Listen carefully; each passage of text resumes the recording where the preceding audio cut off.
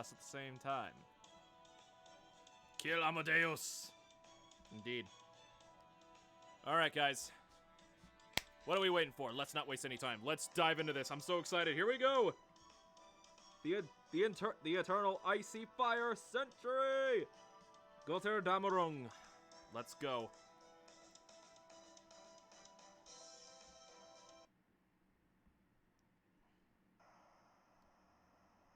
I repeat, I am a mage from proper human history. Please come find me at the following coordinates. We're picking up where we left off from Anastasia Lostbelt. This is the Baldanders, the Wandering Sea. Spirit Bomb Reeves TV. Whoa! No, World War, why? Why do you do this to me?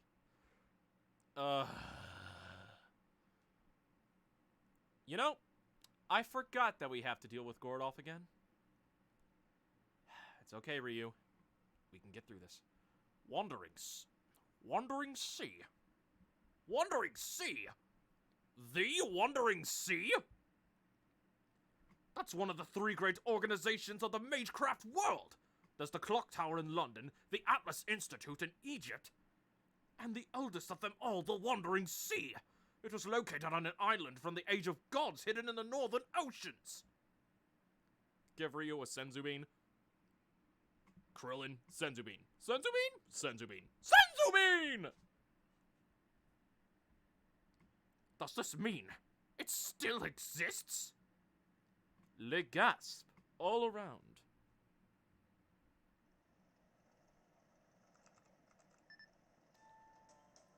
And we're still going on these white salty plains that looks like Davy Jones' locker from Pirates of the Caribbean 3.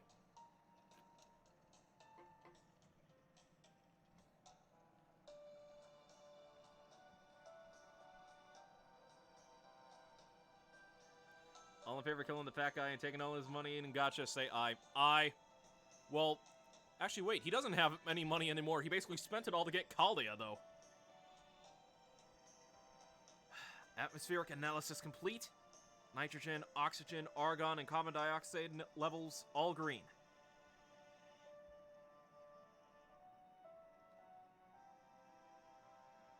The mana in the atmosphere is almost identical to levels in the 21st century. I'm not picking up any harmful trace substances either. So we still have breathable air even in this creepy, bleached world. Well, that means we can park the Shadow Border and go have a look for ourselves. What do you think, Ryuzaki? Does that sound intriguing, stepping out into a world of sheer nothing in every direction? Gordolf. I've been through shit like this before. Of course it does. First we'll go out and get some fresh air. Then we'll look for food. You still haven't told me what the Wandering Sea actually is. We could sell his car collection, if it survived. Empty smile. You don't know either, do you? Of course I do, you don't! Gordolf Music is not a man to pretend to know something he doesn't. You could have fooled me. The Mages Association isn't a monolith, I'll have you know. Just because I used to work at the clock tower doesn't mean I've ever been to the supposedly living... Sorry. Just because I used to work at the clock tower doesn't mean I've ever been to the supposedly living Wandering Sea in the North Sea. Oh, so you've only heard rumors? I thought you were from some big important family, old man. You tell him, Mounier. You tell him.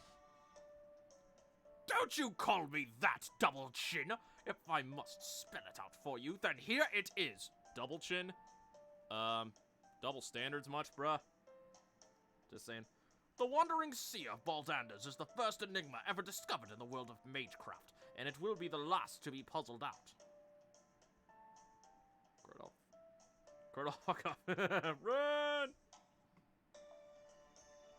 It's an island so mysterious and full of mystics that even such a gifted mage of an incredibly prestigious bloodline as myself may not even set foot on it. Burn, indeed. It's true. That all fits with what's in Chaldea's database. It says that though the Mages Association has been around since the start of the AD era, it also split into 3 branches shortly after its inception. The mages who settled in London evolved with the times and focused on developing magecraft over the course of history. That faction went on to become the Clock Tower, the largest and most powerful magecraft association in the world. Its members include the Anemosphere family, the founders of Chaldea, and Mr. Gordolf here. Quite so. Here in the 21st century, the Mages Association and the Clock Tower are all but synonymous. The next major faction is the Atlas Institute in Egypt.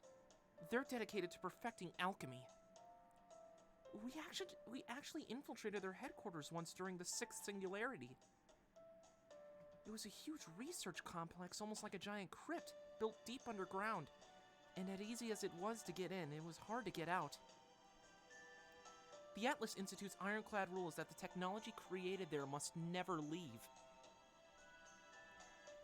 But Chaldea's first director was granted an exemption thanks to the Atlas contract. An exemption. Pronunciation, Ryu. The technology he was able to take from the Atlas Institute enabled him to complete Chaldeus.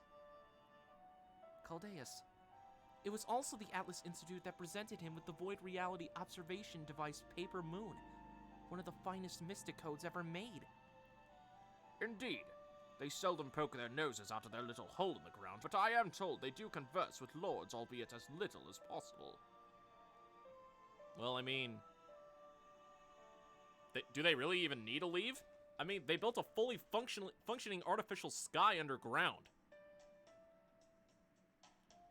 They may be a heartless bunch who only care about weapons and technology, but they can be rather useful if you play your cards right. And finally, the last faction is the Wandering Sea, the Baldanders, said to be somewhere in the North Sea. However, the most I could find about them was a brief overview even in Chaldea's extensive files. It said that their cardinal rule is to only recognize magecraft from the Age of Gods and refuse to accept any advancements or alterations urged by civilization. Damn, so they went way old school. Depending on what kind of magecraft they kept in place, who knows? Maybe King Gil would be proud. I still need to work on my Gilgamesh.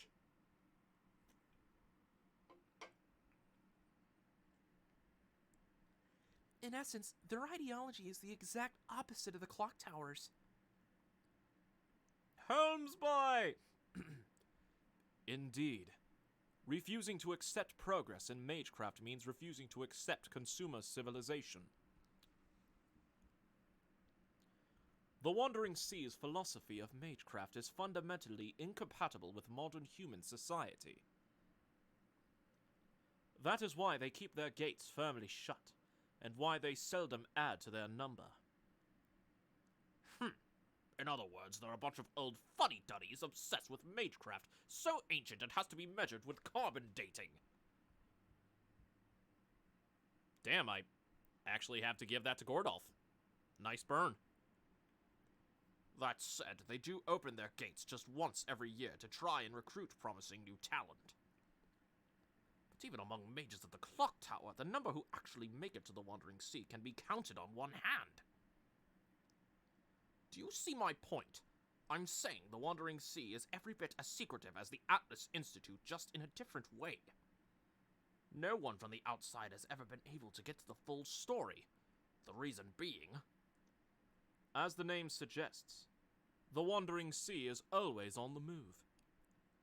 Most who know of it believe it to be a floating island somewhere in the North Sea, but it is in fact the very opposite.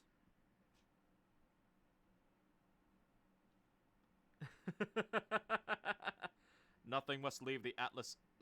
Nothing must leave Atlas, minus the almighty giant gun made from a literal unique material. Indeed. The Wandering Sea's headquarters were built before the AD era began, and they never move at all. It is instead the sea in which they are located that moves around, a world unto itself in many ways. How the hell does that work? That is almost certainly why its location still remains a secret even in the 21st century. Land that moves around while placing mystic textures on itself. I see. That would make it its own independent singularity. It would also explain how it was able. I can do good. Drugs. That's how that works. Oh, damn it. Did we dip into Holmes's cocaine again? I mean, what? It would also explain how it was able to escape whatever turned the Earth's surface into an endless white desert. All this time, they've been turning their noses up at us, but the moment things go south, they don't have any issue sending us a distress signal. Some successors to true mystics they turned out to be. They should try taking a page from our book. We're the ones who made it through Russia by the skin of our teeth with no outside help. We're the ones who are currently flailing about with no plan. Damn. At least you understand that the situation is still pretty dire, I guess. Given the present circumstances, it looks like the people of the Wandering Sea have decided to bend their rules in order to offer us a lifeboat. I mean, humanity's at stake. At any rate, Administrative Advisor Holmes, I have a question for you. I would like to be as certain as possible. What do you make of this? Can we trust that their distress signal is genuine? I am afraid I can't speak to that. What do you think, Da Vinci? Da Vinci-chan! Could go either way from the look of it. The transmission is... Log, please. There we go. Could go either way from the look of it. This transmission isn't part of the clock tower's standards, but its wavelength is pretty close to the waveforms the Atlas Institute uses. Since we don't have any data about the Wandering Sea ourselves, I can't really give you a definitive answer. Still, I can verify that there's definitely something to be found at these coordinates. Whatever their story is, if there's a Magecraft workshop there, I'd really like to at least check it out. The lowly Vinci! Indeed. We must protect the lowly Vinci with our lives and give her all of the head pets. I know we managed to stretch things with the materials we got in Russia, but there are still limits to what the Shadow Border can do. What I really want to do is retune the whole. What I really want to do is really My God, I'm getting tongue-tied. What I really want to do is retune the whole frame from scratch, but I doubt we'll be finding much in the way of materials considering the entire world seems to be an empty wasteland. These coordinates from the Wandering Sea would put us... These coordinates from the Wandering Sea would put as in... the seas west of Norway. We could go through the Scandinavian peninsula or turn north at Germany and cut across Denmark. We just left Moscow heading west, so it will take us a few days to reach them regardless of our route. Assuming that the border can convert the mana in the atmosphere into electricity, that just leaves the question of food. What if we go to the Wandering Sea via Zero Sail? No zero sails. As technical advisor, I expressly forbid it. Even if we are going to run into another one of those storm walls along the way, we need to stick to the surface as much as possible. But why? And did you just say there are more of those storm walls? Explain yourself, technical advisor! Don't yell at the lowly Vinci. If there's another storm wall in our path, doesn't that mean running straight into another Lostbelt? We don't have any other choice, Gordolf. Not with the two big problems we're facing. Gordolf is the food. Indeed. No! What happened? Oh, no. Alright, hold on, guys. I have to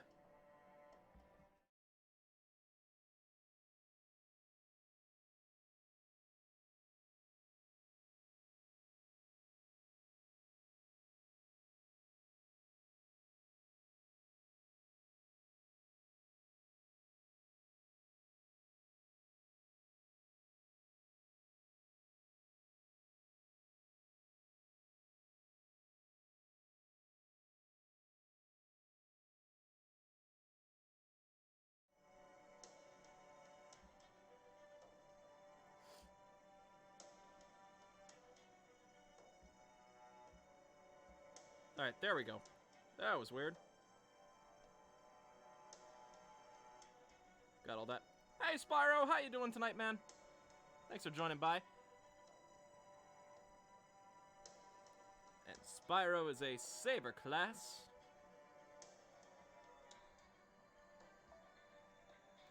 We don't have any other choice, Gordolf, now with the two big problems we're facing. First, there's the small matter of the Wandering Sea living up to its name. These coordinates they sent us are all over the place. A 3-star Saber. Literally, in fact, they're in a constant state of flux. Nothing definite or precise. With coordinates like these, it would be very risky to try zero sailing there with the paper moon. So until and unless we go to the Wandering Sea directly and forge some kind of connection to it, a long-distance zero sail is out of the question. Second, and this is the real problem, we don't have the energy. Yes, Holmes oh so helpfully suggested converting mana into electricity as if it were a simple matter, but that can only get us so far. The conversion rate isn't efficient enough, so we'd end up spending more power than we can produce, which would make a long zero sail trip fatal. Oh, shit. Well, we're find ourselves in a very sicky situation here, everybody. How will we get out of this one alive? I wonder. After all, no more power means no more working life support systems. And I don't know about you guys, but I sure don't want to be out in this bleached white world all by myself. Good point. The logic walls we have to put up in void space do use a lot of power. At our current energy levels, I don't think the border could last 2 hours there. And like Da Vinci said, we don't even have the exact coordinates we need. So what? Are you saying we need to enter another Lostbelt if we're going to reach this possible hope for salvation? Where is this new Lostbelt anyway? If we use a typical world map, then the entire Scandinavian peninsula is covered by one of these storm walls.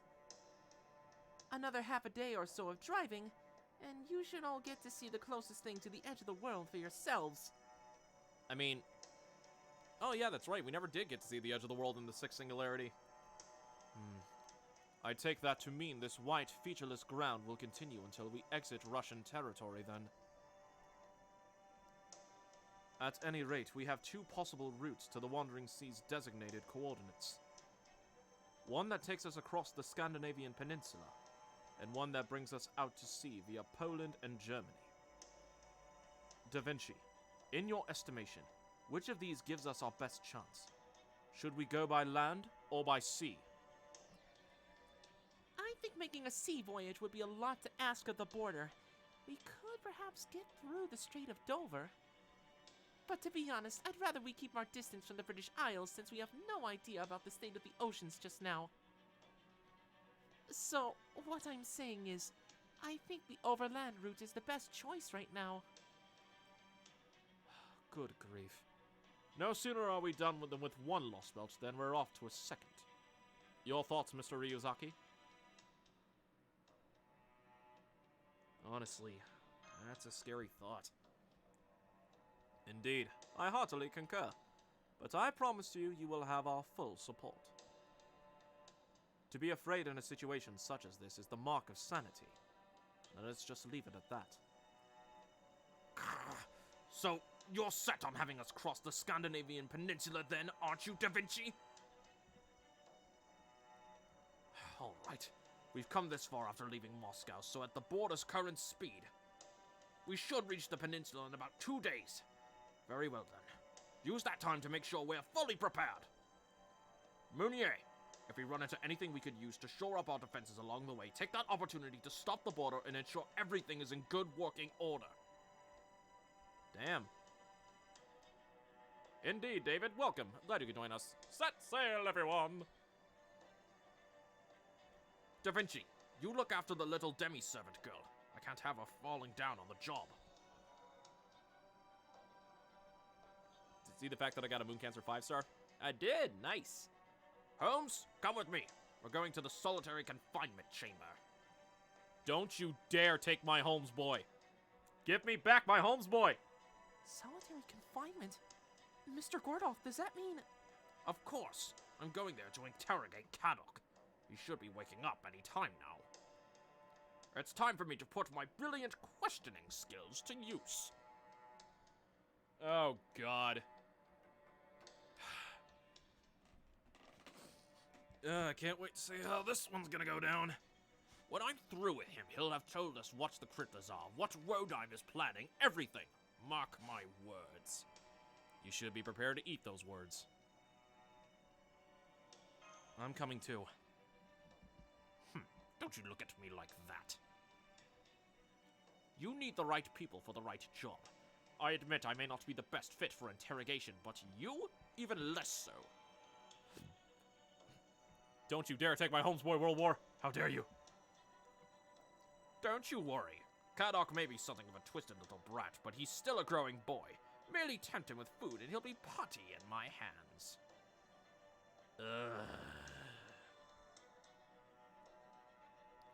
God damn it. Trust me, one whiff of my creamy carbonara will turn his complexion from sour milk to sunflowers in an instant. Let's just go with it. Worry not, Mr. Ryuzaki. I'll see to it that the interrogation doesn't devolve into violence. Thank you, Holmes. In fact, I have my own questions I wish to ask him. I have a fairly good idea of the crypto's goals now, and I also believe I know the extent of Kadok Zemlupus's personal knowledge. However, there are still two important things I know little about. The Tree of Emptiness, and that serious light command spell of his. Granted, the latter is something Kadok merely mentioned once and may not be that important. The hell? An emergency alert! What's this all about? I thought there weren't supposed to be any more Oprichniki! We're not out of the Russian woods yet. Something's approaching us at high speed. It's closing in on our port side at over 90 kilometers per hour. Come on, Mounier. Floor it before it catches up to us. I can't! We're just about to go uphill. The border can't go any faster! Oh, crap. Picking up a heat signature, too. It's an RPG! Say what? Impact in 3, 2...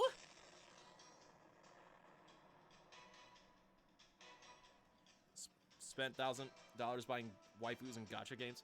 I have not. I've seen the thumbnail for it, but I haven't watched it. I felt that. Please tell me that wasn't a direct hit, Da Vinci. Damage report. Is the engine intact? Are we going to have to bail in the middle of this race? I'm sure the damage is negligible, and our armor still perfectly intact. We shouldn't need to do more than wipe off the scorch mark. The Shadowborder's armor is a composite of cutting-edge technology and magecraft theory. Normal weapons can't even scratch it. That's not what I'm seeing, Holmes! That blast took out one of our armor plates! Another hit like that and we'll be in deep shit! Huh? Really? Some great detective you are! Holmes! Then, that means... I remember now. This is the same sort of explosion I felt way back. That I felt way back 2 weeks ago, when I was just a hapless, albeit handsome man being shot at with an anti-material rifle. Really, Gordolf? This can only mean that Koyan Skya is back to finish the job. It really might be curtains this time. Magic RPG, motherfucker! Foo-foo! Calm down, Gordolf. Stop being a simpo. Spare us the trip down memory lane, home man.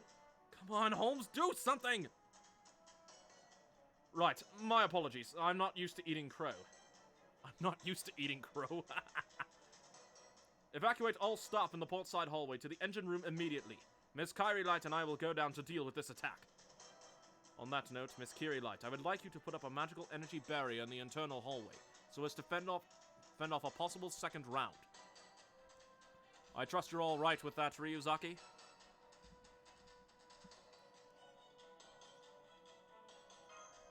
I'm coming with...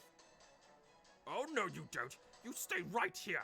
We can't have everyone running off and leaving the command room. The hostile entity should reach the border in 50 meters. Putting up visual now. Gah. They must think they're hot stuff. Their vehicle must have impressive suspension if they're heading straight at us, though. I didn't think Russia had any race cars like that around. Damn it, Gordolf. All right, where are you, little leftover Oprichnicky? Let's see what you look like. What the actual hell? That's not a vehicle. It's a person. Someone is approaching on foot. Wait, that's Silhouette. The fuck? Clergy Velts. Damn you, Daddy Geekery! Clergy vestment and a Lostbelt servant reading. It's that priest, the one who calls himself Metropolitan Macarius.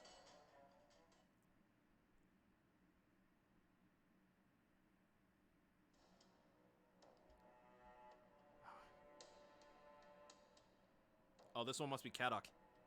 I woke up when I thought I heard a kind of... I woke up when I thought I heard a voice calling me. It was a cold, almost brittle kind of voice. Where am I? Guess this means I'm still alive. Huh? There's a dull ache in the back of my head where I got pistol whipped. He sure wasn't playing around. Goddamn cowboy.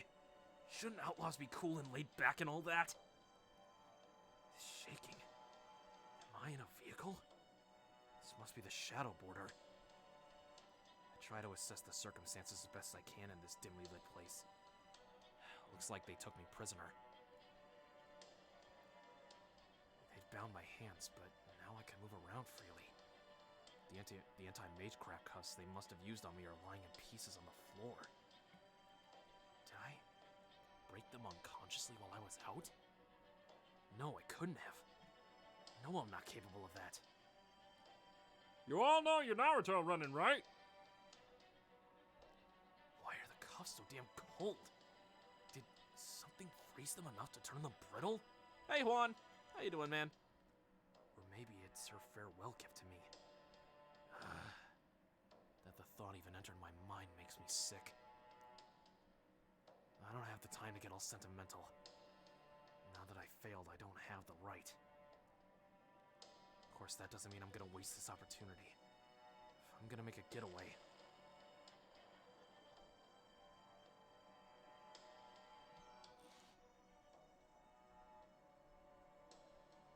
Hey, what's up, Everdice? How you doing?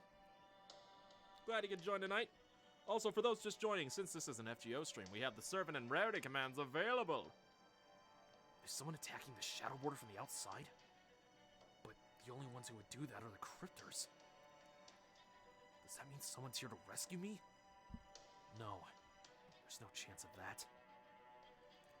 They're here to shut me up. There's no other reason anyone would waste their time on a loser like me.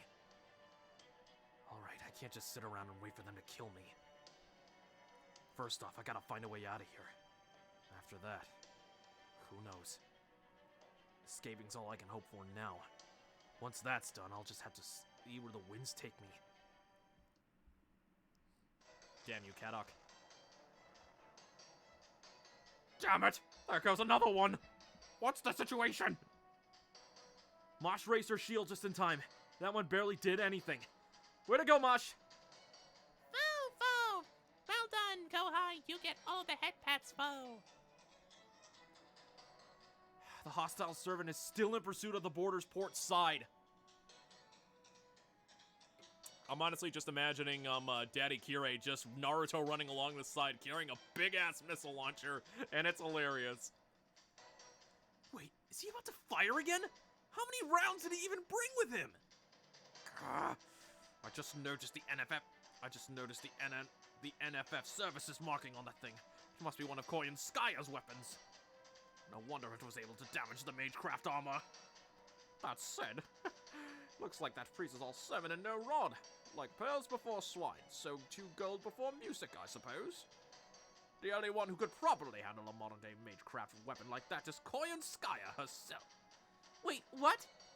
The hatch is open. Why is the hatch open? Guard off, quick! Check the internal surveillance cameras. Quick, someone make a fan art of that of Daddy Kirei Naruto running with a missile launcher. Yes, please. Clip that so we have a record of it.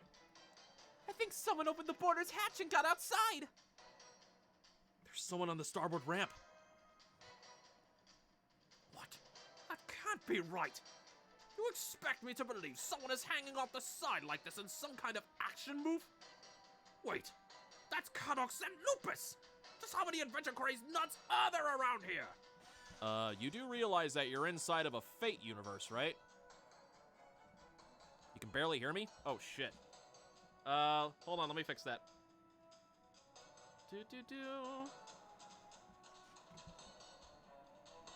How about now? No, wait. Hold on, guys. I'm gonna adjust the mic really quick.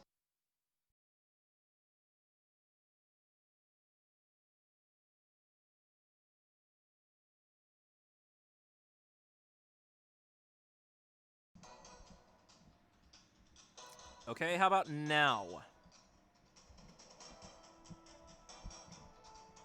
How does that sound?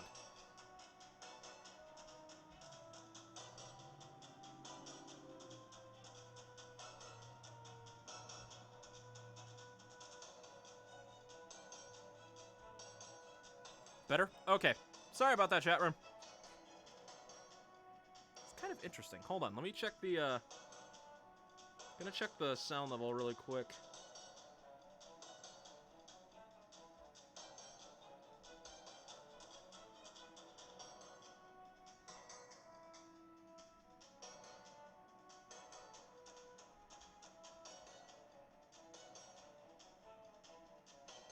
Audio levels are fine. That's weird. Okay. Anyway, let's continue on with this. Wait, that's Cadox and Lupus! Just how many adventure crazed nuts are there around here? You do realize you're in a Fate universe, right? I thought there was something on us. The signal's headed toward the deck now. Gah, so he's trying to take advantage of the confusion to escape, eh? Come on, Ryuzaki! We're taking that hatch and going up there too! Wait. I'm sorry, what? Gordolf, you're taking action? Excuse me? Do not let Kadok get away. I have a mountain of questions I still need to ask him. Right. Get back here, Kadok! You, huh? Figures you'd show up.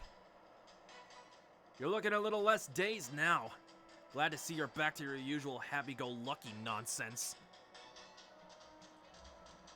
Looks like you're back up and at him, too. Yeah, Potchki snapped me out of it. I see. So that Yaga's dead now, huh? I would have won if not for him. Guess that stupid speech of his was potent shit for you. He was a thorn in my side, but even I gotta admit, he was a hell of a guy. I won't repeat the mistake of writing someone like him off as a loser. Thank you, David, for the clip. Enough chit-chat already, Zemlupus! Get back inside the border now, and I'll make sure you're treated fairly under international law. Trust me, you don't want to be stupid and go jumping off a vehicle like this. I can tell you from experience that you'll regret it. You'll end up dead and we'll have lost you. Wait, what? Gordolf, do you mean to tell me that you actually tried to do an action movie type stunt? The fuck?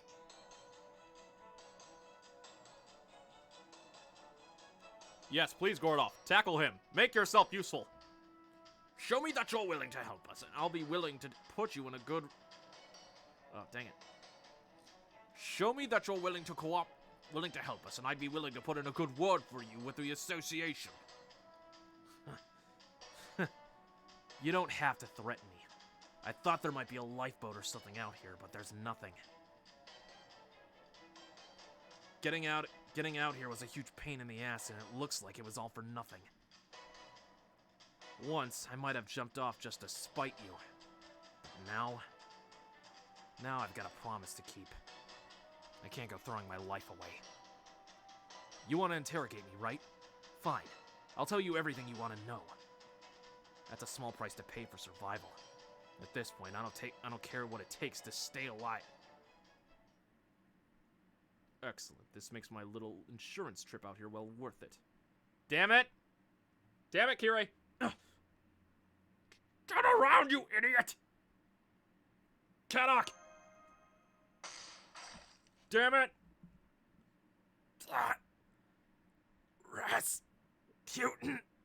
You son of a...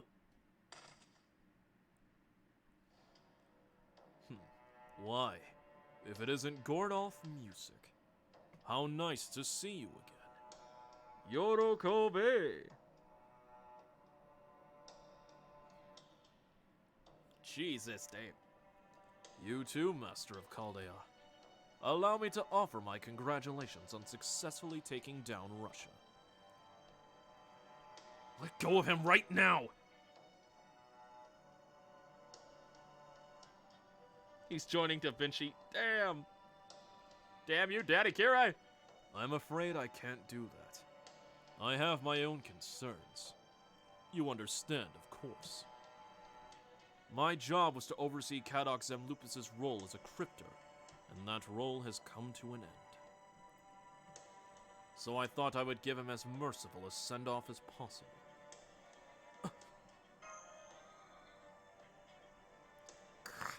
As if Da Vinci wasn't enough, now he's gone and stabbed Kadok in the back too!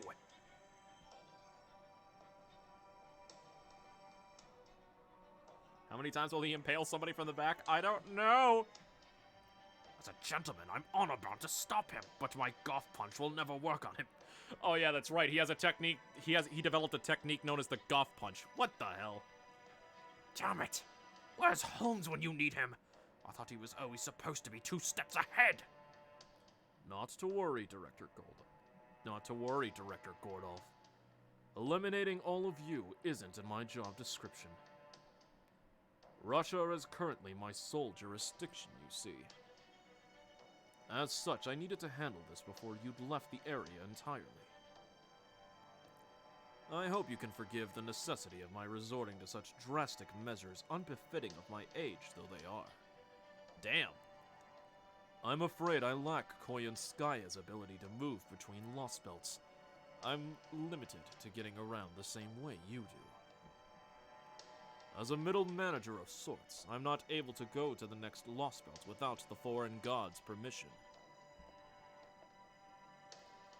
Foreign god? Interesting. Would you be so good as to tell us more, Metropolitan Macarius? I'm sorry I'm late, Master. Huh? Kadok? Now then, I'd best be on my way.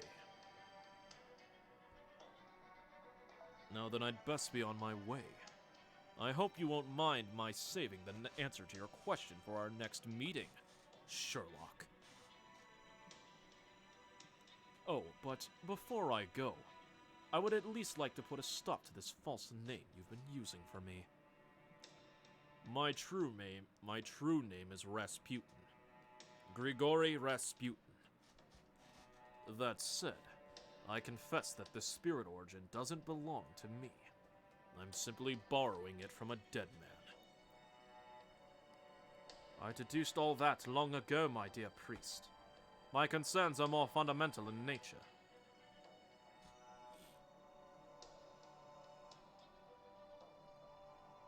Rasputin, Russia's greatest love machine, what the hell? Hey, Juan's an alter ego.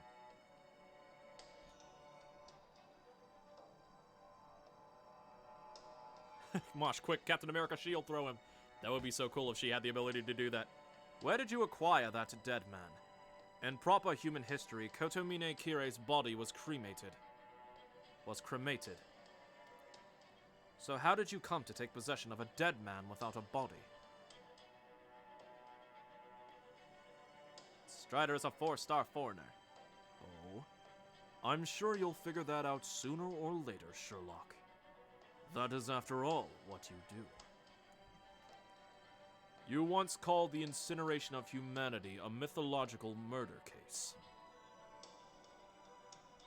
So I am MHXX indeed. In which case, go ahead and label this attack the same way. Ask yourself who committed this crime and how. Once you have arrived at that answer, we will meet again. When that day comes, I look forward to you accusing the culprit in person. Father Kodamine, Rasputin has made off with Kadok! What should we do, Senpai? Maybe if we turn the border around now... Don't bother. We'll never catch up. And we can't risk going back to Russia. We'll just have to give up on interrogating Kadok and Lupus. This was my fault.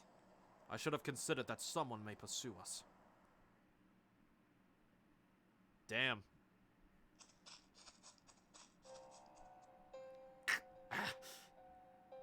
Damn it.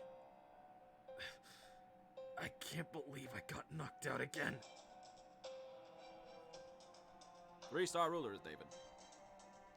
Sneaking up on people and stabbing them is kind of your thing, huh? I think my heart actually stopped for a while back there. Indeed, it did.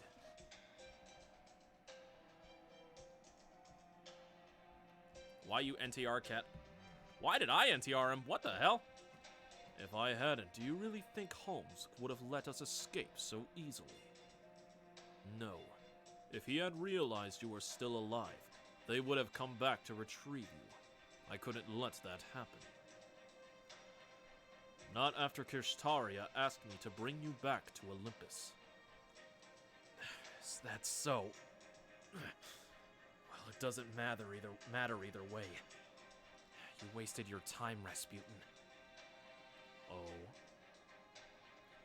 Whether Chaldea kills me or Wodan does it, I'll be just as dead. Now that I failed, I don't belong with either of them. I'm just gonna be an example to the other cryptors. What? What is it? If you've got something to say, then spit it out, father. Apologies. I was just thinking how much easier my job would be if Kirshtaria was that sort of person. At any rate, it's clear what's going to happen to you. You may have lost your right to run a Lostbelt, but you still have your Sirius light. That command spell belongs to our god. As long as you possess it, your life does not belong to you alone. You no longer have the option of throwing your life away, Kadok Zemlupus.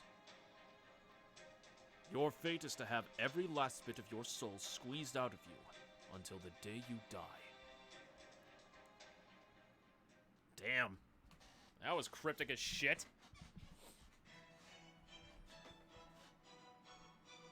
Just the intro. That was a hell of a moment.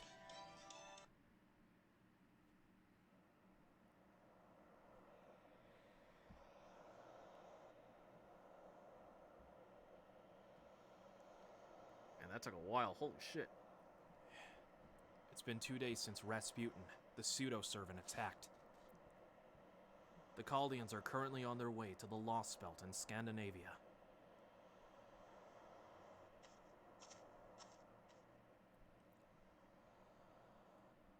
Everything is so white. The words blank slate have never been so appropriate. It's like the entire surface has been reset. Nothing but pure white wherever you look. Everything is gone. Nature, civilization, even the flora and fauna have completely disappeared. No, not disappeared. It's more like they've all been pruned away. All there is to see in every direction is a pure white plain. Though, there were a few topographical exceptions along the way. It looked like the remains of some buildings, but they appeared to have been warped by extreme heat, or destroyed in some kind of shockwave. Whatever the case, upon closer inspection, one could see that these had once been man-made structures of some kind.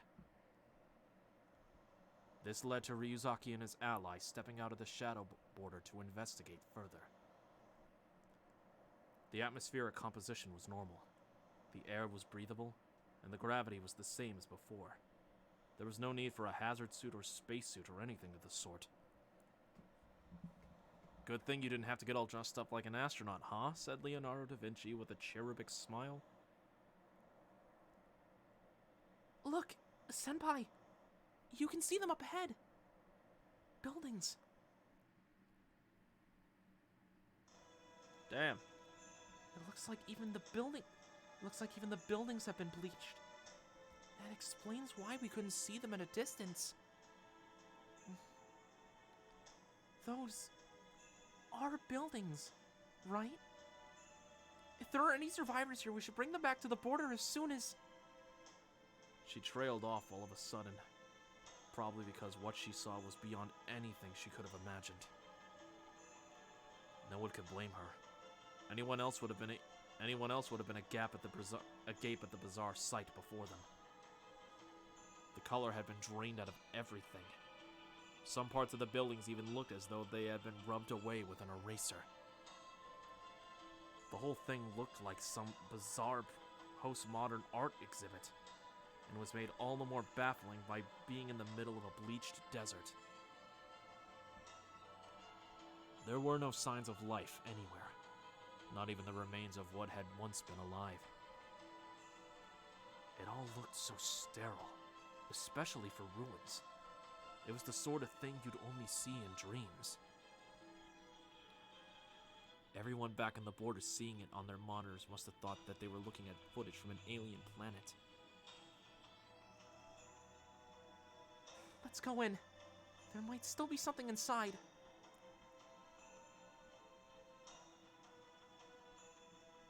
Earth had changed. It had been completely bleached.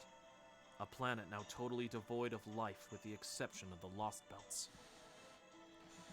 But even when it had been reset to a blank slate, there were still some places, some buildings, some life forms that had survived. Chaldea decided to call these remnants. Today was the first contact they had with these sort of remnants. These buildings that had been left behind on this newly blank Earth. Despite the new director's pessimistic outlook, the other staff couldn't ignore the possibility, however slight, that there might still be other survivors. But even though they never did find any other people, their investigation wasn't for nothing. Because they did find signs of life. Signs that someone had survived all this and had been there before them. Here, near the Scandinavian Lostbelt, in what used to be Helsinki, the capital of Finland.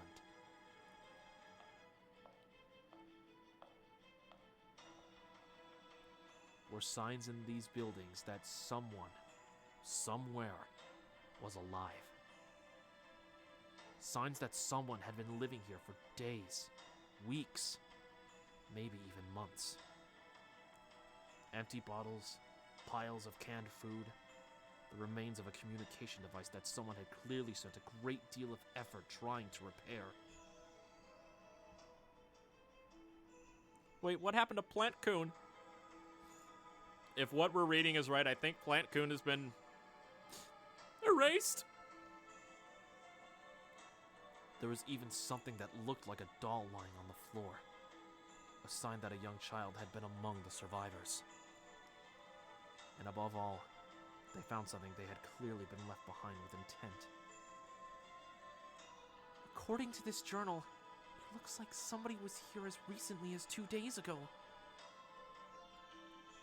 The last entry is dated the day before yesterday. It looks like there were 6 survivors at first, but over time their numbers gradually dwindled until... I know, no! In the end, Whoever wrote this journal must have been the last one to disappear. Where could they all have gone?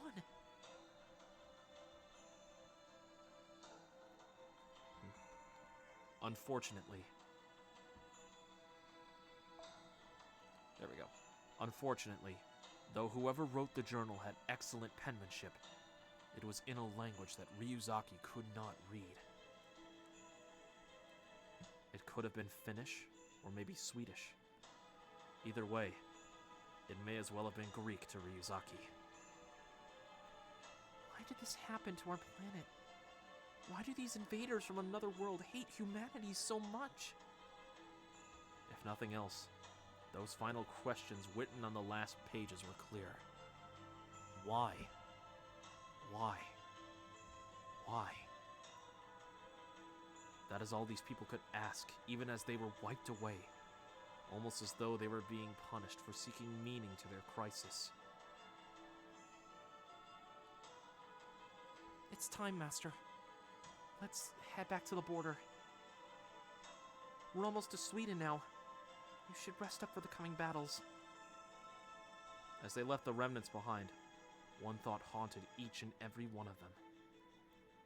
Nowhere was there so much as a trace of blood, a hint of violence. So, soon, the Shadow Border will enter the second Lostbelt. Will it be a hellish wasteland inhospitable to life? Or perhaps...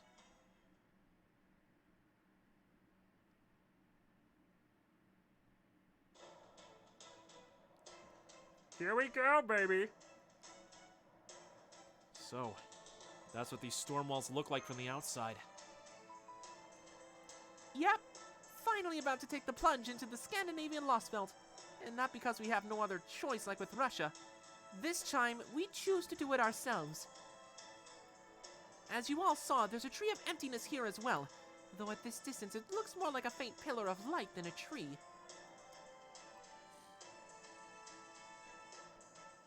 Dang. That's bright, yo. Yes, quite so. We may not know what it's like on the inside, but we do know exactly what we need to do. This is a Lostbelt, a place carved out of a history different from our own. There is no telling what horrors may await us there. But once we cut down that tree of emptiness thingamabob, the Lostbelt will return to its original state and the storm wall will disappear. Yep, but I think we should put this particular tree of emptiness investigation off until later. Our priority is to slip through Scandinavia and get to the Wandering Sea. Depending on what it's like in there, we might be able to just ignore the Lostbelt. If we're going to invade this place, we should do so after we've improved our offensive options at the Wandering Sea. It won't do for Ryuzaki and Mosh to be the only two ever risking their necks on the front lines. I just hope that transmission really was from the Wandering Sea. So, what now? I thought those storm walls weren't impenetrable. That we can penetrate using the Shadow Border's primary function. That storm is approximately 2 kilometers wide, so we will cross it via a zero sail. Huh? You mean we're going to dive back into void space? Come now, surely I'm not the only one who was wildly uncomfortable seeing his soul leave his body, was I? I mean, is it just me, or is looking down at your own body in third person a truly unsettling experience? What, you never had an out-of-body experience before in your dreams? It's some trippy shit, dude.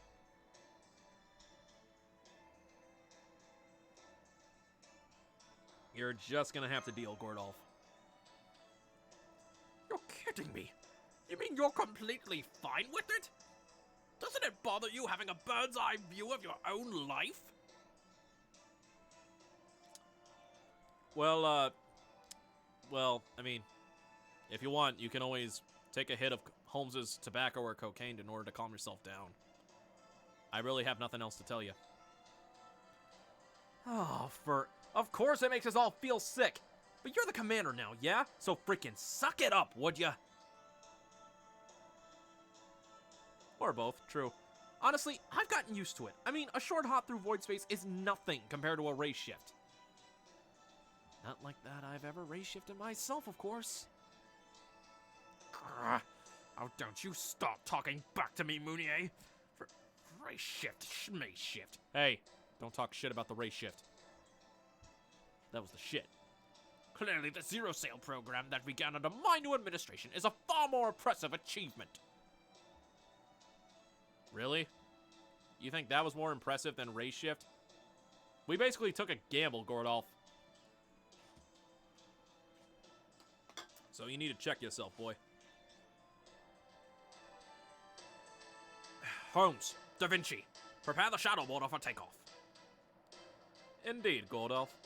I, for one, am truly inspired after your little speech. And well done on your part, Mr. Munier. That will be one less thing to worry about during our dive. Okay, places, everyone. Time to strap it for today's out-of-body experience. The good news is we're not going to dive as deeply as we did last time. We're just going to skim under the surface, so to speak, so that we stick to reality, space-time, and distance as closely as possible. We have to do it like that since we don't have anything tying us to Scandinavia. It'll be like a split-second dive into a two-dimensional plane. We're going back into the void. We're traveling to Scandinavia via the void. Oh, I like that. We should use that. Via the void. Little David Tennant Doctor Who reference for you there. Think of it like going scuba diving without an oxygen tank. We just need to hold our breath for a little bit while we make our way through the wall. Have a drink. It's on Ozzy's tab, my friend. Ugh, this one's a triple.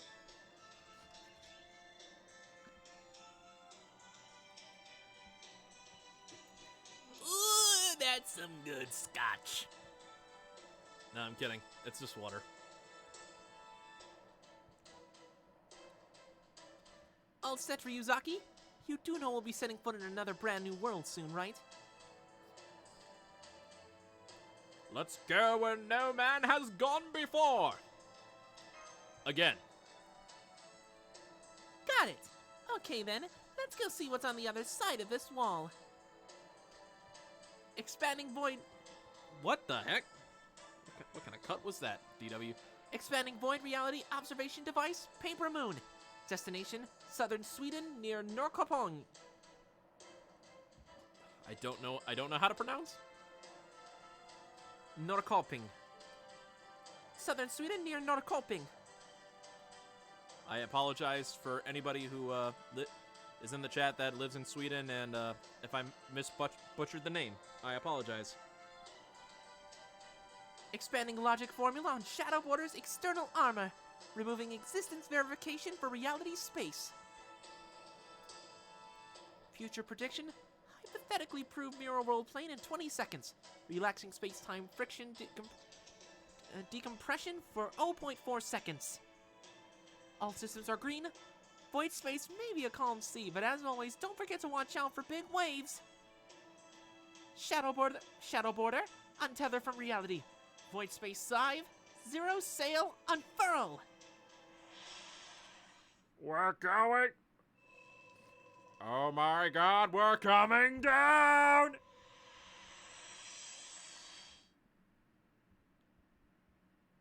Oh, it is a bad time to come down for this. Quartz! Yes. Assault of the Demonic Sword. Beginning. We have a lot of beginning shit. What the hell? Section 1. Assault of the Demonic Sword. Beginning. Space! I've always hated Sundays. The hell? Is it because I hate my father? No, is it because I hate my mother? No, it's that either. Cocaine is a hell of a drug. Thank you, Rick James. When I was little, I wholeheartedly embraced their dreams for me. really thought everything they talked about would come true. Can't tell if this is boy or girl yet. No, it's a girl. I didn't need to hate them. I didn't even need much in the way of parental love from them. I believe that I would one day reach the sixth imaginary element just as they wanted.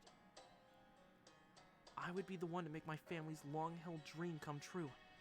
I gained the power I needed to accomplish that. It's a trap? Oh.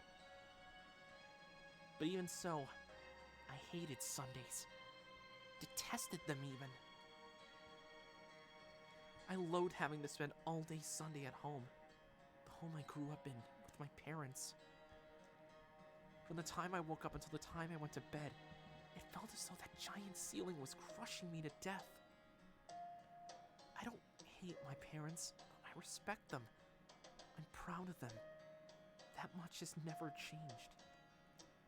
So, then, what did I hate about Sundays? Okay, game, you're gonna have to tell me a lot of stuff. It's like we're in a submarine, guys. We have zero sails sonar. Report from the computer room. Report from the computer room. So far, the zero sail is looking just peachy. Just kick back and enjoy this little voyage through the sea of time. We've got 150 kilometers to cross. At our current reduced speed, I think it should take us about an hour or so. Fa? You good, Fa? Uh-oh. Somebody's not happy about this trip. What happened to all that bluster you were spouting just a little while ago? I know this is only your second voyage, but you should be used to this by now. Am I wrong, Gordo? Sniff that void dust. That's some dank void. Oh, yes. Did you need something, technical advisor? Is it tea time already? No. Might as well be nice. Something you're worried about, Commander? Of course not. I wouldn't waste time on foolish sentiment. Really? Because it seems like you would be the one to do that. Pass that along. We need to pass along that good, dank void dust. Mm-hmm. The only thing that would make it better is if we had a side dish of French fried potatoes. Mm-hmm. I don't know why I like saying it like that, but I'm just saying it like that.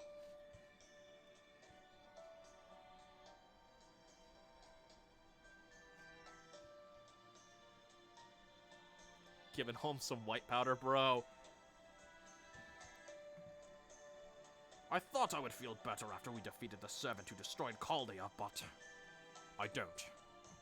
Not at all. He's actually... He's showing character development. Well done. My poor flush. They were the finest private army I ever had.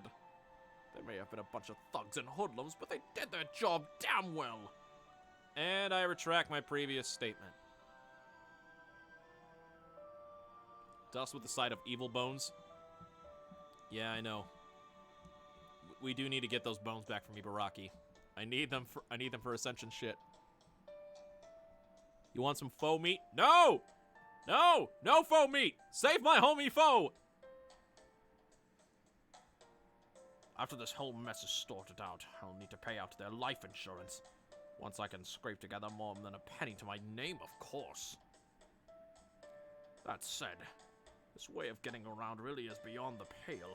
I'm a man of the land, not the sea. Not that I'd hesitate to board a submarine to save humanity, of course. But this? I may be better about seasickness now, but I don't think I'll ever get used to this zero sail nonsense. So you still feel bad even though you're not seasick? Are you claustrophobic or something? Maybe some of the green plant mixed in? Save my homie Plant Coon. Foe! Holmes, you gonna pass some of that dank stuff, Foe? No, I'm not claustrophobic. I mean that I don't care for this void space business. It's not something I'm just going to get used to. Let me be clear. Getting used to danger means losing sight of security. Oversights, betrayals, bankruptcy, victories getting revoked by judges, all those sorts of retribution stem from carelessness and arrogance. Holy shit. No, World War, don't eat Foe! Foe is under the Nobu Protection Order. Yes. We saved the Nobu lives in order to have them save the foe. Well done. You can't assume everything will be sunshine and roses just because things happen to go your way once. Not to mention, verifying the existence of void space may be a great feat, I'll admit, but to be honest, you still don't have a clue what it even is, do you? Why are you looking at me? Go for Sirloin from Gordolf? Damn. My chat, eating foe with Plantcoon. Plantcoon, no! Don't eat the homie foe! What is happening? I make it a rule never to get on any machine I can't drive myself, and yet... Void space is something only a tiny handful of mages have ever so much as touched. Just thinking about floating around in there makes me... Oh no. I think I'm about to be sick. No! My good ribeye! Damn you, Gordolf!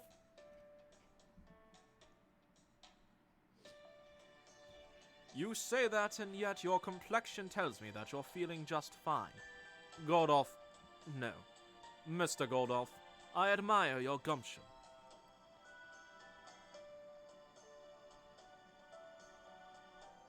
Everybody, point at World War and say bad boy. Bad boy World War. The rest of the staff are equally versed in science and magecraft, but you, Director, are a mage's mage.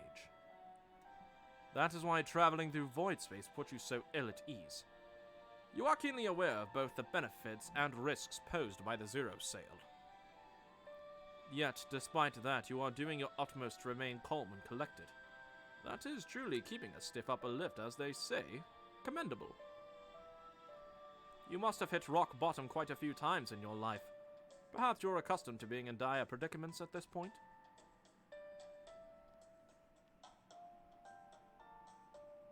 No, bad boy, indeed. I'm accustomed to nothing of the sort. I never once crossed the finish line in last place, I'll have you know. Crossed the finish line in last place? I've never heard an expression like that before, Director Gordolf. Well, of course you haven't. Once you get to be a man of my caliber, Miss Marsh, even the expressions you use take on a special life of their own. Oh, congratulations. Way to bring up more bullshit. Although he was a race car driver on the side, so you know what? That might just be his own lingo. You know what? Screw it. I'm just gonna let him have this. Just let it go, Ryu. You have shit to do. That's the first time he's ever addressed me respectively.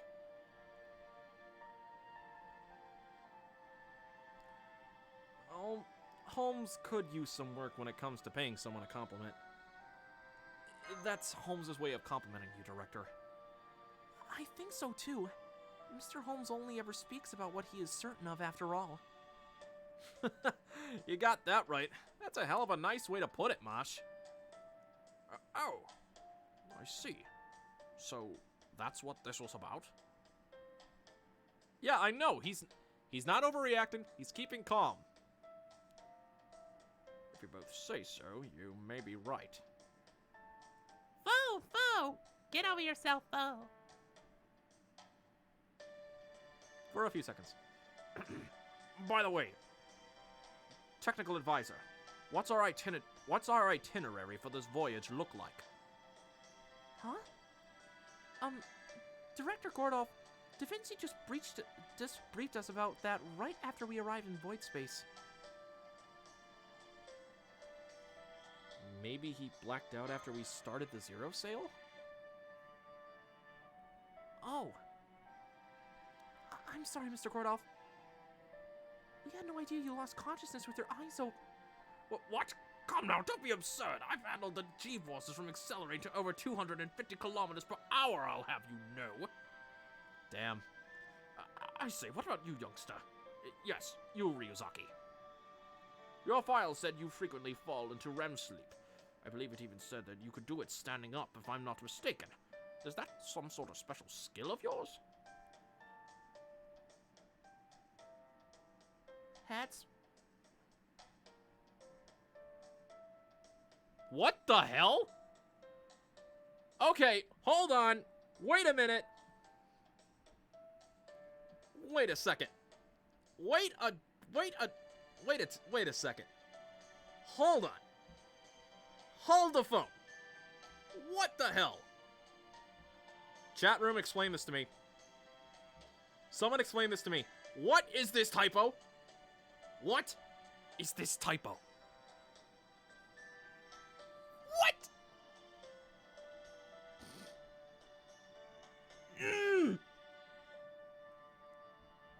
Nandi.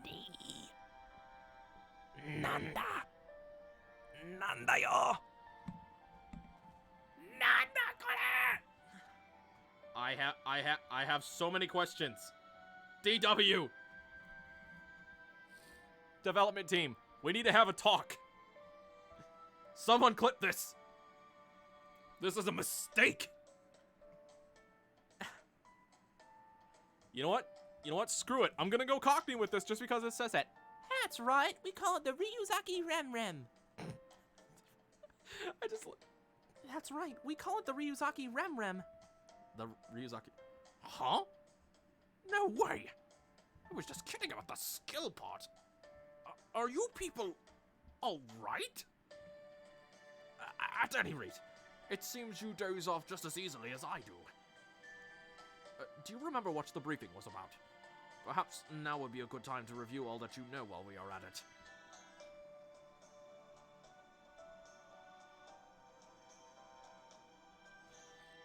True, but that's in terms of like a person's dialect. Mosh is not someone that like. I always viewed Mosh as someone just having a. I always view Mosh as someone as having like a clean vocabulary and stuff. Yes, that's a good point. I'm sorry. Oh, but as for Senpai, I think he went off to have lunch with Foe after we left on the Zero sale. You heard the man, Da Vinci. Would you be so kind as to summarize our current situation for him? Sure, that's what he wants. Okay, let's go over our immediate itinerary again.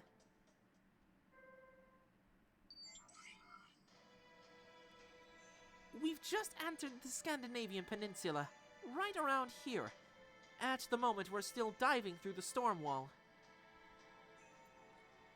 On our current route, we should then emerge here in Northern Europe, at the southern part of Sweden. It's only a 10-kilometer trip, but since we don't have any connections to Scandinavia, since we don't have any connections to Scandinavia, The Void is getting to her. I know, via the Void. Mosh is having fun, okay?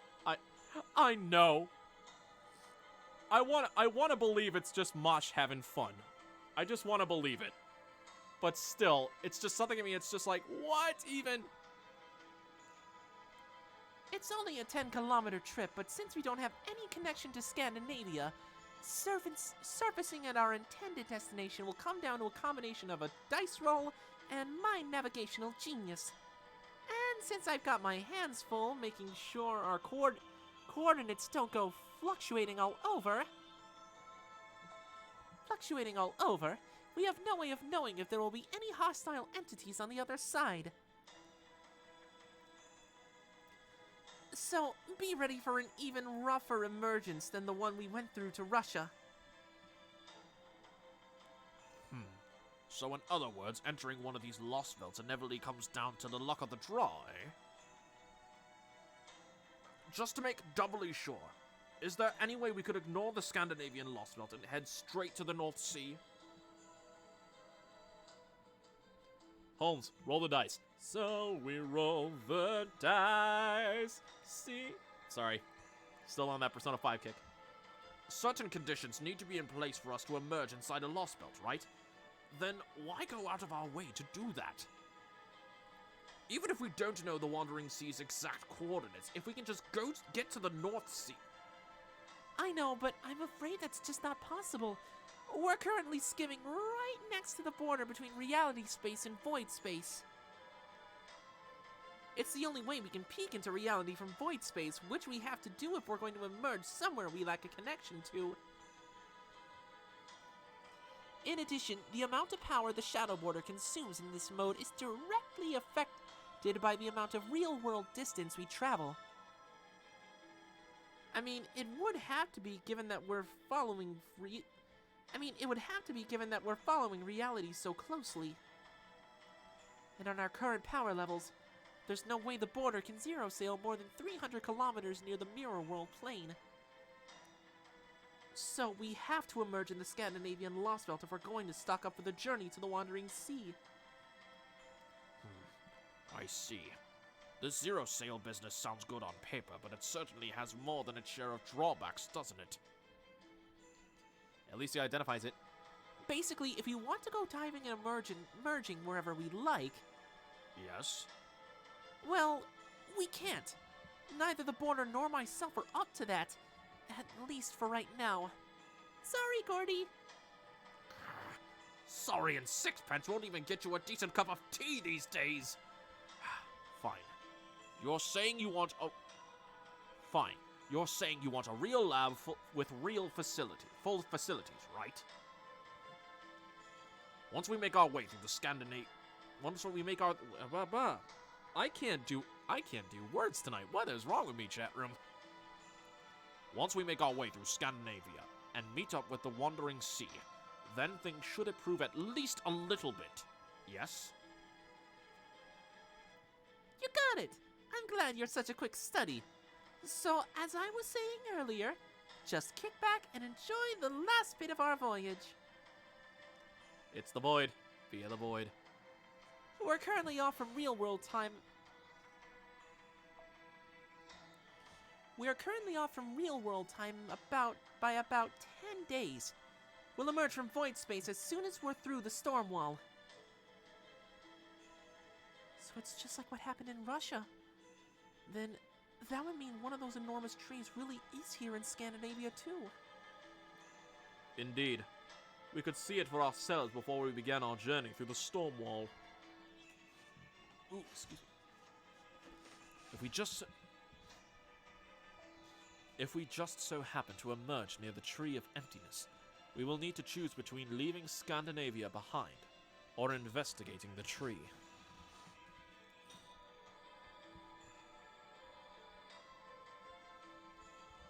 Regardless, we'll no doubt need to make our way across a considerable bit of land once we reach the inside of this Lostbelt. I encourage you all to remain calm and in control so that we may better react to whatever awaits us. Thank you, Mr. Holmes. Wonder if this Lostbelt will be anything like Russia's. Although, when the Russian Tree of Emptiness came crashing down, it did so in a rather indecipherable... What was that? Why were those radar beeps so loud? Is something coming towards us? Alright, hey, Kamen Rider Omega, thanks for the hydrate. That's some good water. What the? There's something with a fixed wavelength moving around? Something with a fixed wavelength. Do you mean there's something else here besides the shadow border? Wait, what? Hold on, just hold on! You mean to tell me there's something alive out there? In void space? Oh. Indeed. Under normal circumstances, nothing could possibly exist in void space, unless it were itself composed of void. There are exceptions, though. Namely, the all-terrain void transporter Shadow Border, its crew, and the Paper Moon. And that can only mean... There's someone or something else that can travel via zero sail? If their word would require technology that surpasses Atlas's. I wish I could say that were entirely impossible, but we can't rule it out. Da Vinci, are you seeing anything on your end? Your eyes should be a good deal sharper than ours. I'm sorry, but I've got my hands full keeping track of the real world's terrain. I can't spare any cameras to see what might be near us. Oh, but I have noticed one thing that's strange. The Shadow Border's been running really smoothly for a while now. So there's definitely something out there in our... What? Whoa. Okay, development team, you want to explain that giant jump in lines? What the heck? So there's definitely something out there in our vicinity. I just couldn't tell you what it is. The border's also got magecraft and spirit radars in addition to the sonar, but they're not turning anything up either. Yeah, I know. You think that last one was weird. What about this one? It's the Void, man. Since I can't imagine there could be anything living in void space, I'm guessing it's using solution-like... I'm guessing it's using soliton-like wave conduction, but... We... Director Gordolf? We're under attack! There goes that composure. Oh, for what was it that was saying the old man had gotten used to this stuff? Hey, Jakester, thanks for the host, man. Much appreciated, amigo. Gonna give you a shout out.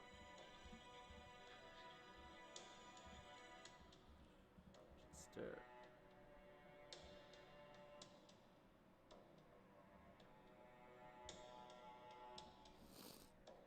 Hold on, guys. Just typing down the shout out command.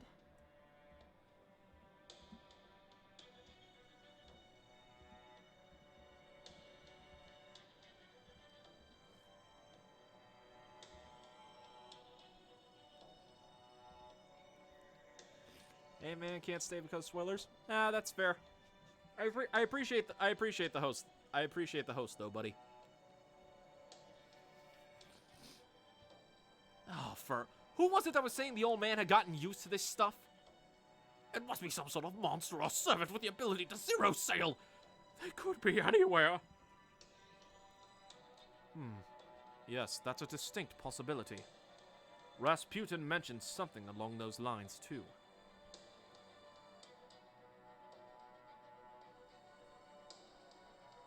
By the way, I really enjoyed the Michael Jackson and JoJo moment in today's upload. 10 out of 10. You gotta thank CJ for that. He was the one that did the editing for it. As I recall, he said that while he was unable to freely move between Lostbelts, Koi and Skya could do so. It's difficult to imagine she employs the same method that we do, but she may well have her own means of crossing dimensions.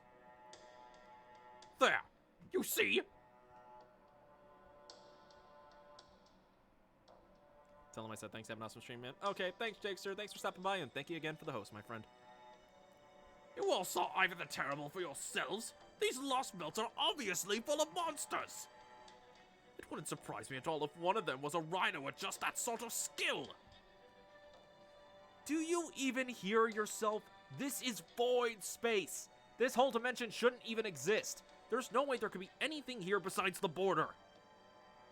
A creature or heroic spirit with the ability to conduct a zero sail,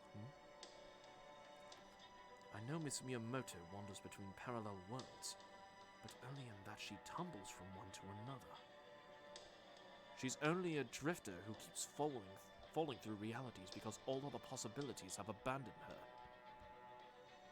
There is no being in all of reality's space besides us who can freely travel between dimensions. That at least was what Atlas Institute's That at least was what Atlas Institute's... Why can't I pronounce this anymore? What the heck? That's at least what That's at least what was Atlas Institute's Trismegistus said as of 2018. Wait, I thought the Atlas Institute had Tri-Hermes, not Trismegistus. Trismegistus was Chaldea. Still, it's not something we can rule out entirely. That we are here ourselves means it must be possible for someone else to be as well.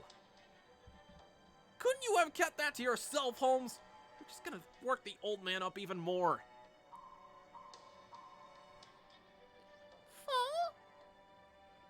Did it just get even closer?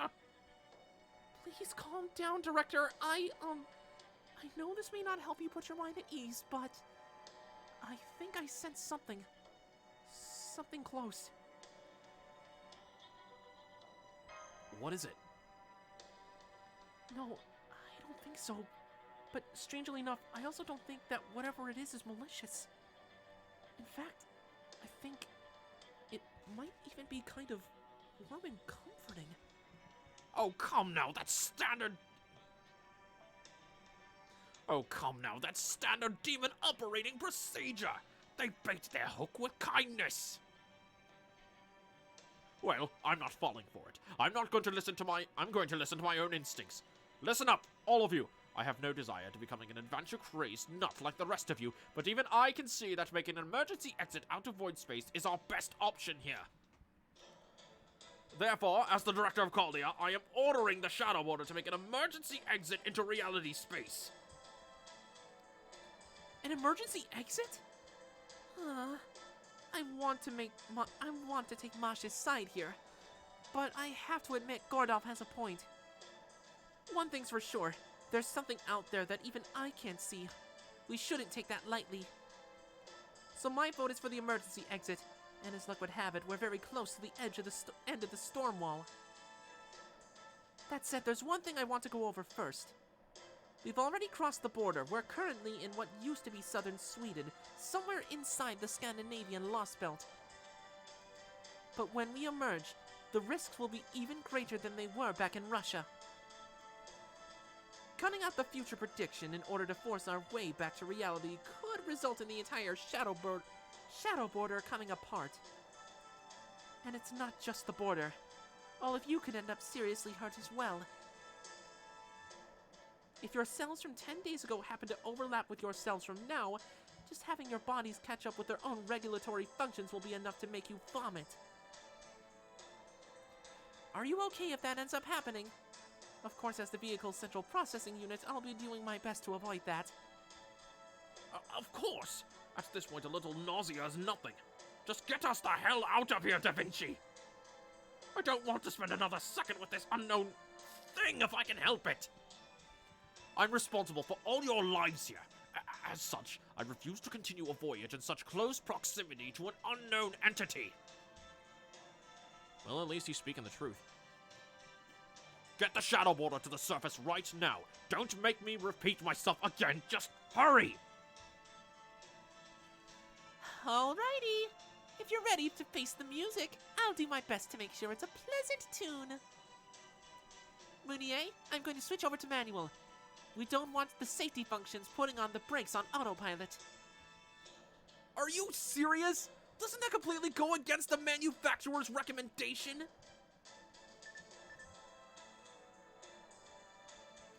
Initiating high-speed calculations. Preparing to emerge in... An emergency alert. Everyone strap in. Take deep breaths while you still can.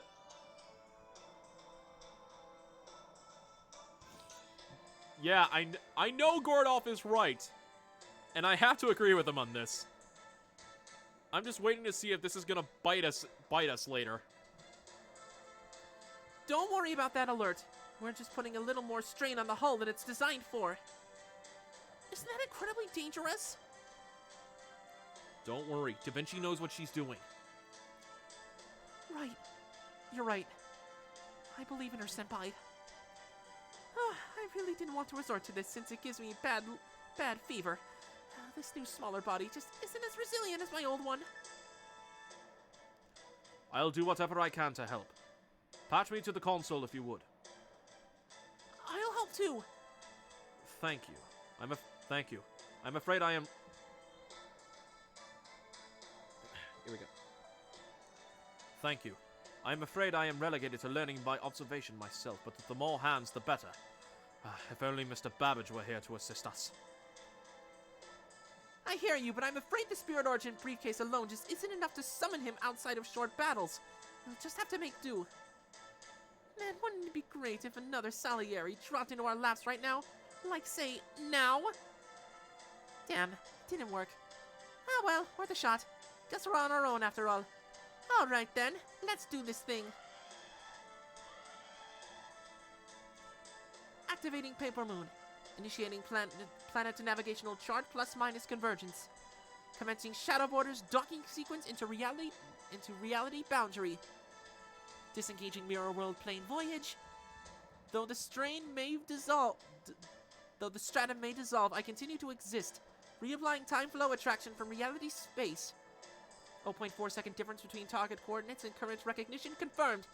It's well within tolerances, so we are good to go. Emerging from void space. 30 seconds until arrival in reality space. 0 sail complete. Emerging into reality space.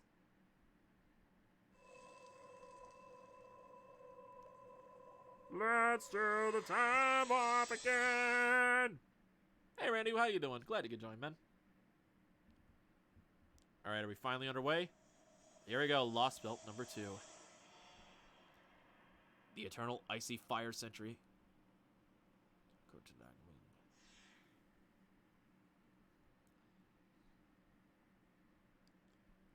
We finally got through the prologue and are at the beginning of the Lostbelt, guys. Dang. Landing point.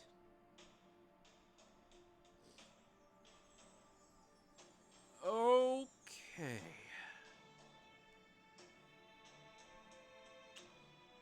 So we're facing off against Berserkers, eh?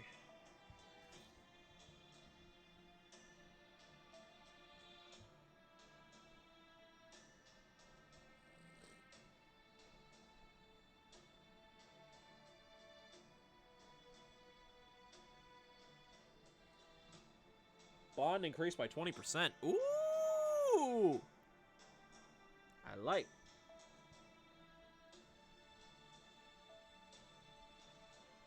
Yep, that's what I need.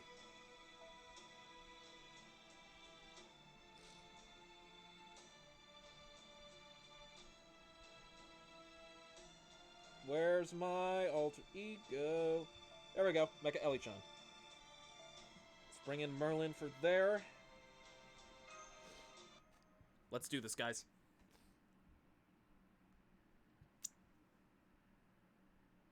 Oh, wait. It just reached the time where, Yep, it's, login time. It's gonna go back to the main menu, isn't it? Yep, because it's login bonus. There we go. I hit enter just as soon as the login bonus happened. I was like, what? I was like, why? And I looked at the clock. I'm like, damn. No, I did not roll yet, Randy. I'm probably gonna just do a random 30 shot after this node. So stay tuned for that, guys.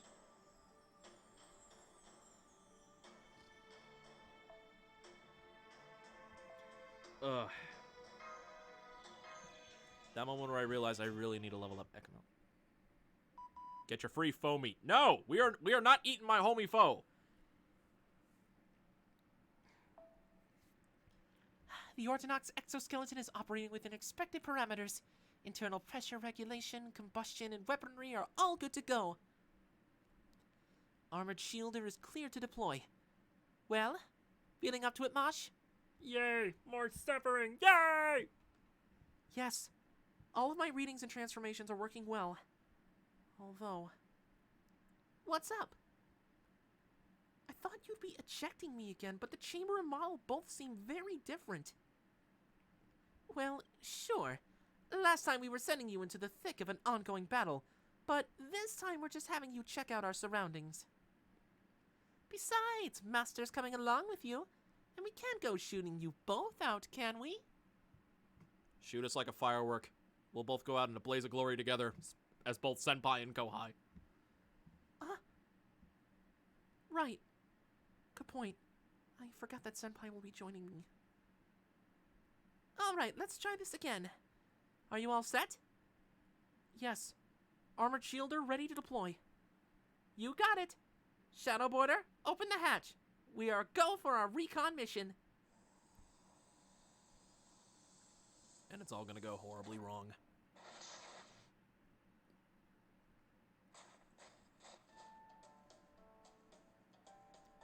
Senpai! How are you feeling, Mosh? Don't worry, I'm feeling fine. And the Ordinax is in great shape, too. Da Vinci really is a genius. Even after all of that intense fighting we did in Russia, it's still in perfect working order. Thanks to that, I should be able to use all of my power at any time.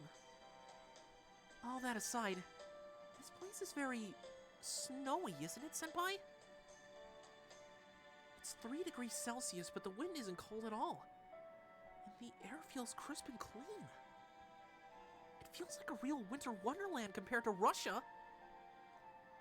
Sure, the temperatures will drop to well below zero once night falls, but right now I'm just enjoying how peaceful it is.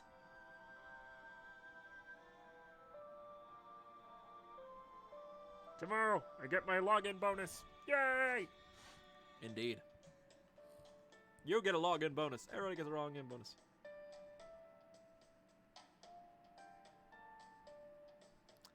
Oh yeah, we're teasing her. It's really romantic. I agree. I was just thinking the same thing. Damn, she didn't get flustered. I'm actually surprised. I still don't know exactly what this Lostbelt is like, but at least this place seems quite peaceful. It's enough to make me hope that maybe not every Lostbelt is dangerous. But this really isn't the time to wax philosophical. This really isn't a time to wax philosophical? Don't you mean act philosophical?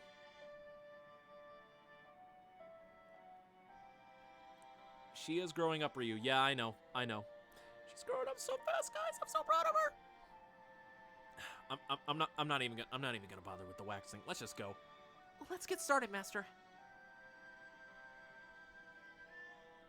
Just make sure to stay close to the border. The border is recharging for now while it stays camouflaged in the snow. Da Vinci said it would take about 3 hours for it to charge up completely, so let's do our best to explore it as much as we can in that time.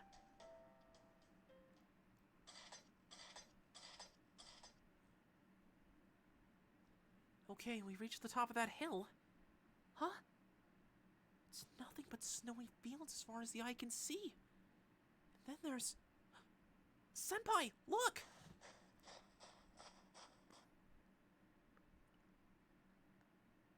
Damn.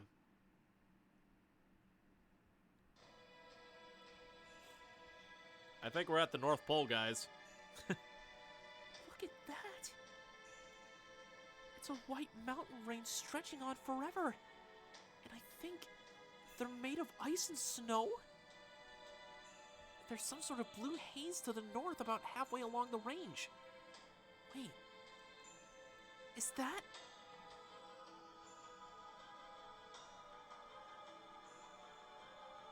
Santa!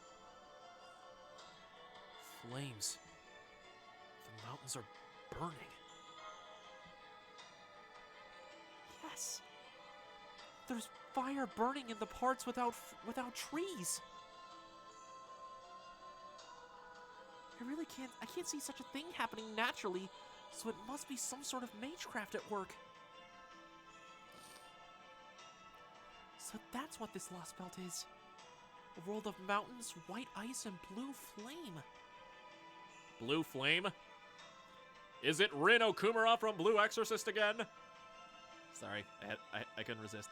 And there's the sun? It's much too big to be the sun, though. This doesn't add up. I've heard parts of Scandinavia can get almost no sunlight for months at a time. But I've never seen anything about the sun being this size. I doubt any such records even exist.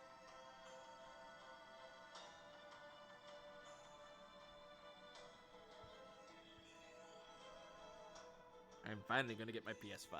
Dang, dude. The sun, huh?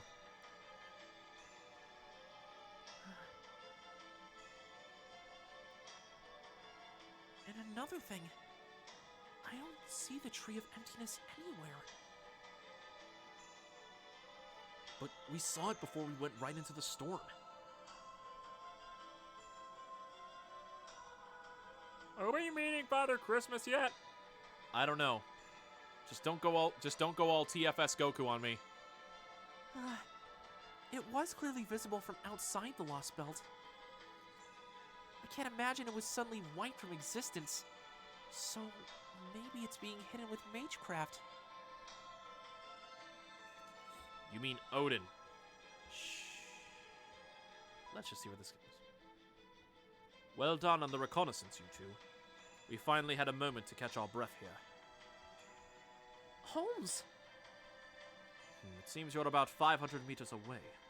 Well chosen. That's just about the perfect distance since we're still unable to detect hostile entities.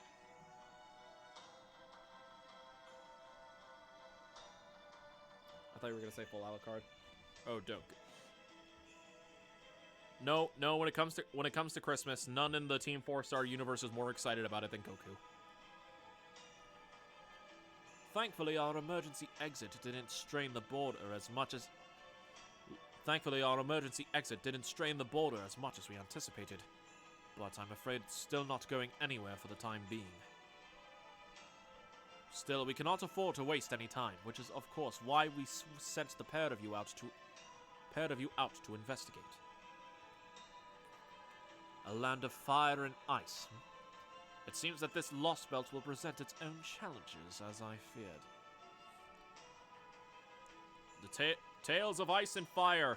It's just like the Game of Thrones series.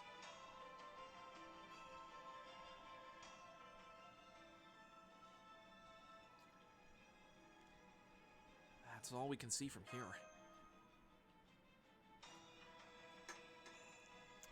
Thank you just the same. We have a faint visual here as well. The sun does indeed appear to be far larger than is normal.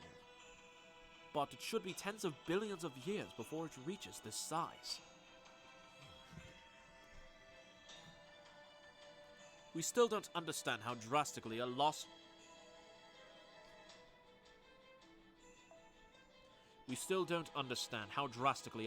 can change its environment. But if this one has transformed our sun into a red giant. Were that the case, forget the ice and snow. The whole world would be a scorched desert. Miss Kairi Light may be able to survive such an environment, but Mr. Ryuzaki would most assuredly not.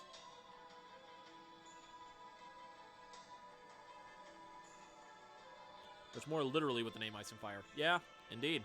That's true. Yes, which means that may not actually be our sun. So it may well be something that looks like the sun, but in fact is not.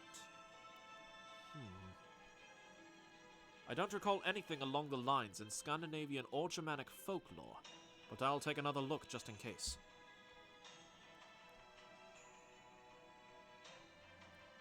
What about the fire? Those flames don't look like your typical forest fire. Remember, kids, only you can prevent forest fires. That would be because they aren't. Take a look.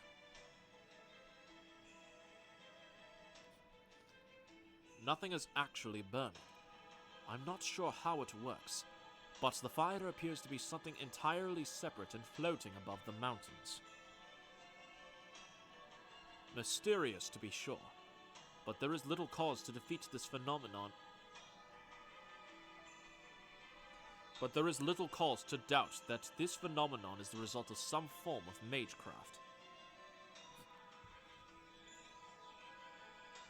Whatever it is, it must be the work of a crypter or a Lostbelt servant. That I can say for certain.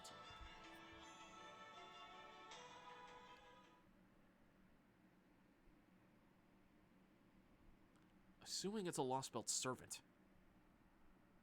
what could their true name be? But Mr. Holmes really hit the nail on the head, Senpai. Well, of course he did. He's famous for always finding the truth of any situation right away. And, of course, for captivating readers with his brilliant and elegant deductions. Oh god, Maj, stop going into fangirl mode around Holmes. We know how much that inflates his ego. Dang it. Thank you, Miss Kirilight. Though I must admit, it is a touch embarrassing to be so effusively praised for the novelizations of my cases. But perhaps that's not so bad every once in a while.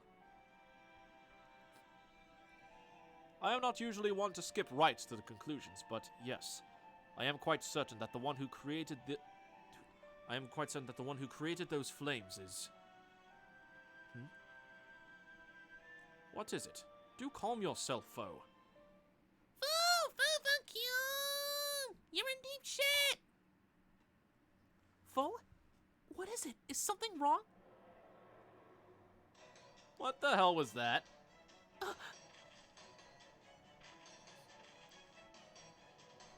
Master, get behind me! What are we up against? We just discovered an enormous humanoid creature! An enormous humanoid creature, you say? I see. That is troubling. Most troubling indeed. He appears to be about 5 meters tall. His arms are also very long, and he's wearing some sort of mask. I think he's speaking of language of some kind, but... I can't make out what he's saying. It sounds more like an animal howling than any language I know of. Hello? Bonjour? Guten Tag? Oh my god. Maj is sounding like a tourist! Ni hao? Konnichiwa!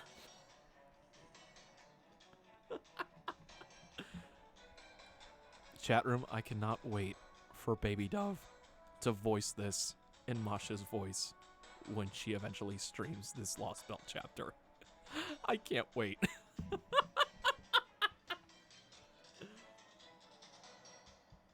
Please listen to me. We are not your enemy. We don't mean you any harm. We are... It's no use, Mosh. He doesn't understand. Master, I am afraid he's coming right for us. He's about to attack. Get ready to fight. Understood. Moving to intercept the hostile. It's time to battle! And I've got 2 alter egos on my side.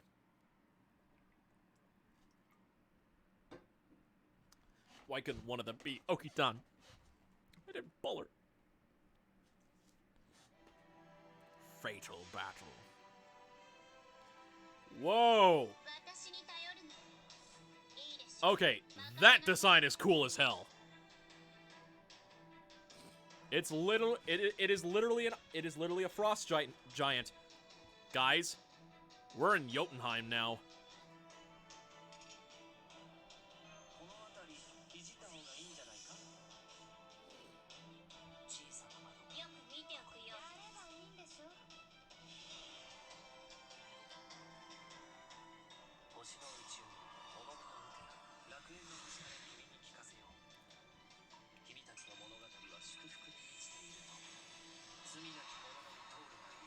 Garden of Avalon.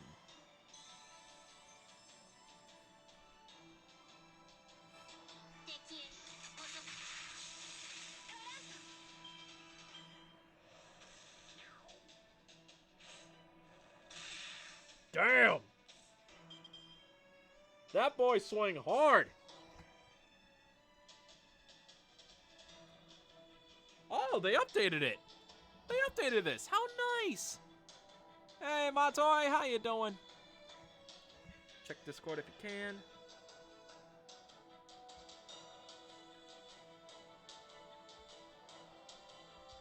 Alright, let's see what's happening.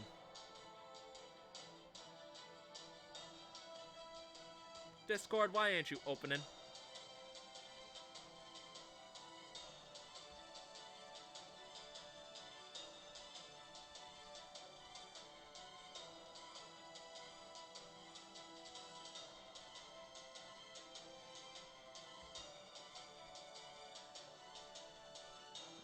Interesting. Hold on one second, chat room. I'm just have to do this really quick.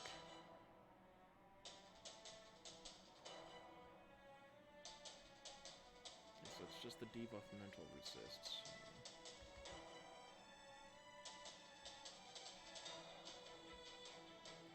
Huh. Seems I can't open Discord at the moment. All right, I'll check afterwards.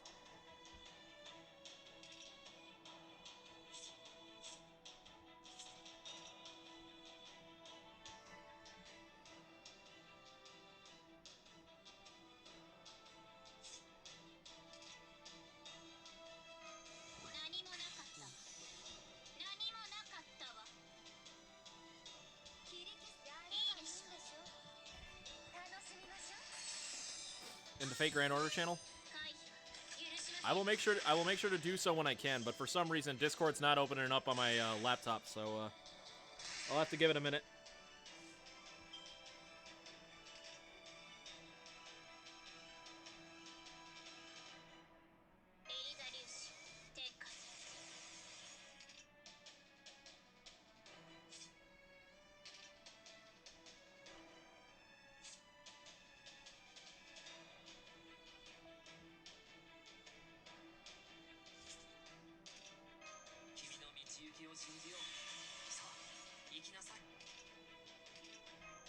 Why not? I wasn't there before. I've been playing Arknights all these days. I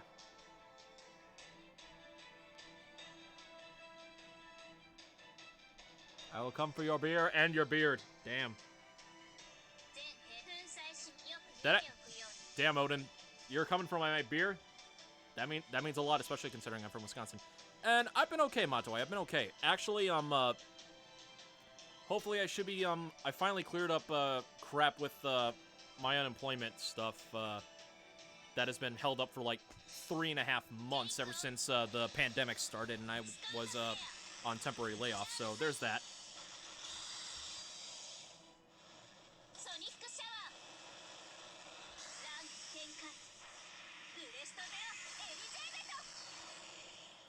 The weirdest form of Mecha Ellie, the weirdest form of Elizabeth Bathory. Oh, yes! Get him, Ellie-chan! Oh, so close.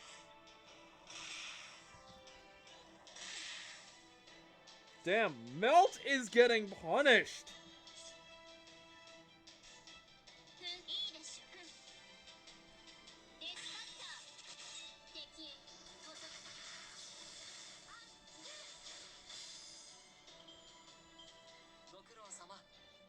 Dude, Melt was getting bullied.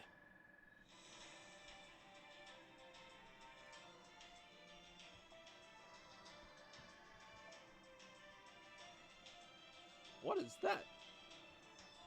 Oh, new Ascension material. Yay. What section are you in right now? We are just at the beginning, Matoy. We just got through, we've spent, like, literally, like, the first, I want to say, hour and a half of this stream just, getting through the prologue.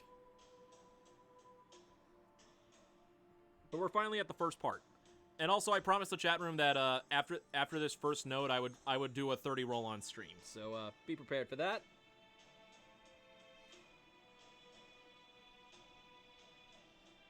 Alright.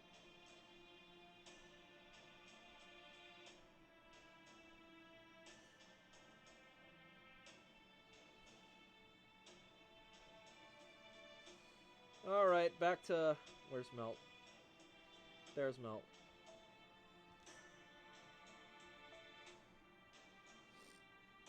Alright, let's... Wait, I passed her. Alright, there we go. Caster Umu. Get in there.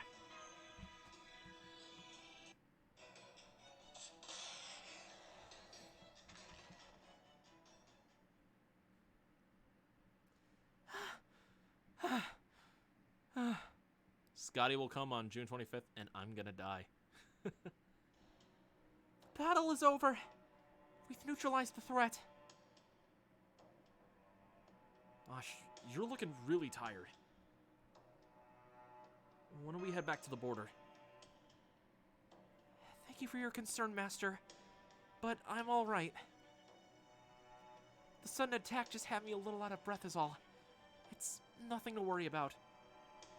Also, for those of you guys just joining us, we have the servant and rarity commands available since this is a FGO stream tonight. So, you go right ahead.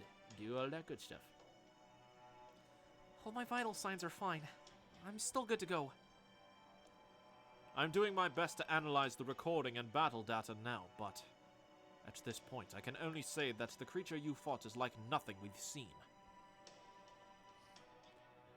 Maki is an alter ego, and hey, Maki!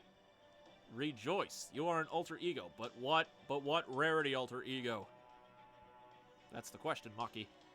Neither a heroic spirit, nor a demonic beast. He was simply an enormous humanoid creature native to Scandinavia. One that could not possibly exist in 21st century. That's what I'm telling you, we're in Jotunheim. Matoi's a saber. Oof! A 1-star alter ego.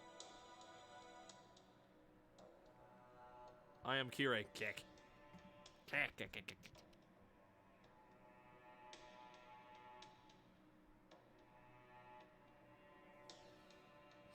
Yeah, I know. I keep forgetting to do that. It's just a bad habit of mine. It's just a bad habit of mine, Randy.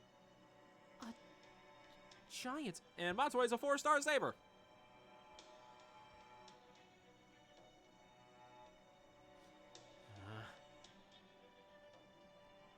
As in, mythical giants? Randy's a berserker. Correct. I'm pleased you're already familiar with them. I read that a number of powerful giants used to live in Scandinavia. Of course, this was all a long time ago. In the modern era, there have been barely any giant sightings in Sweden, Denmark, or Norway. I believe most of them were during the Age of Gods, back when the old mystics still existed. A 3-star berserker. You have several choices at your disposal. I will allow you to choose them yourself. I'm sure there are some exceptions, but even so, to encounter one out of nowhere like this... Both Gordolf and Mr. Mooney are in something of a tizzy.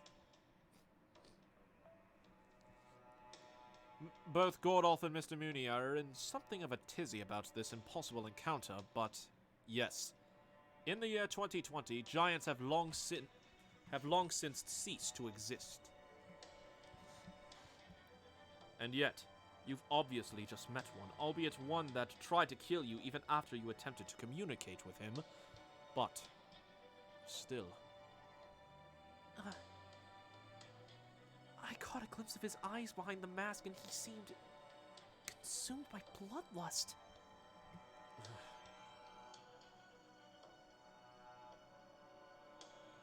Moon Cancer! So in this version of Scandinavia, creatures from the Age of Gods still live. That is most troubling. That is most troubling. I had considered the possibility, but I didn't think it would prove to be true so soon. 5-star Moon Cancer. It is what the fates have decided, Omega. It is what the fates have decided, Sigma. What am I saying?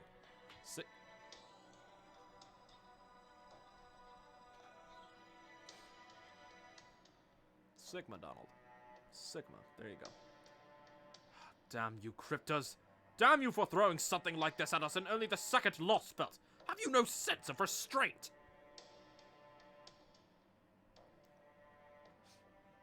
Looks like somebody's being a sore loser.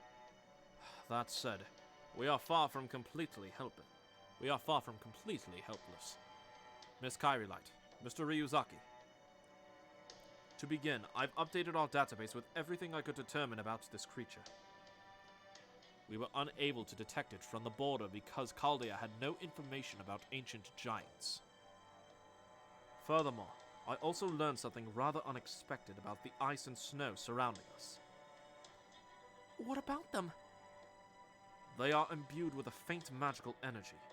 The trace is so minute that only an expert mage would even be able to detect it at all.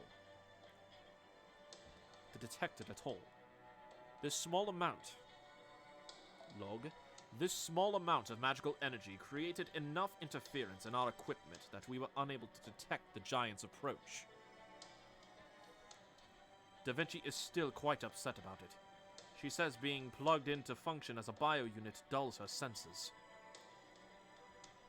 Nonetheless, I'll do my best to update our data immediately. I'm also sending an update for the Alternax's firmware.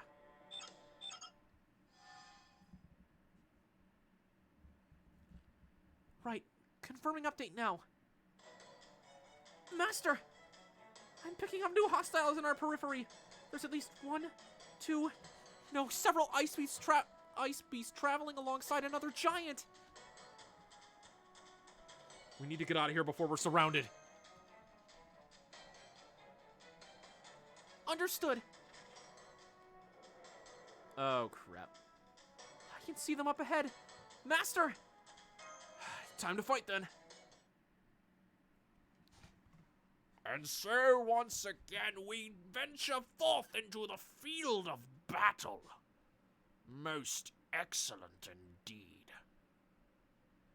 I'm getting way too giddy with this accent right now. I believe this is the perfect accent to do for Goldolf.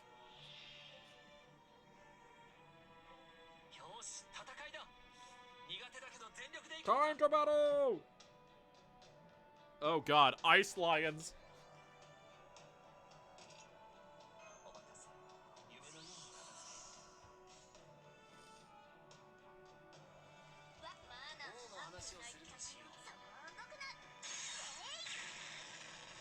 I'm liking this Lostbelt, I'm not gonna lie.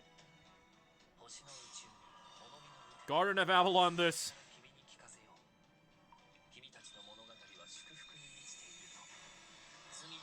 The Wheel of Fate is turning. Rebel 1. Action!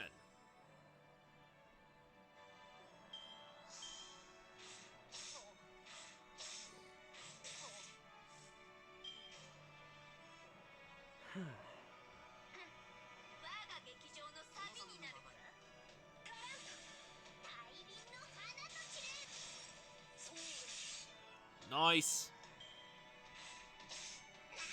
I will not get frostbite. I promise. I promise.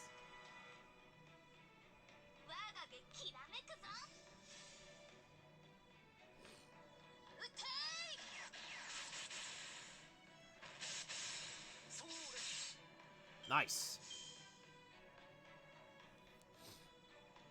Alright, I already have another Garden of Avalon saved up. Oh boy. At least this one's not as strong.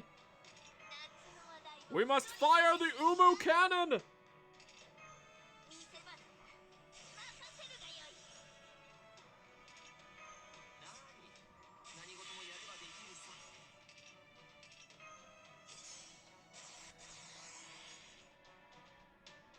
Bad pun, I know. Don't worry about it.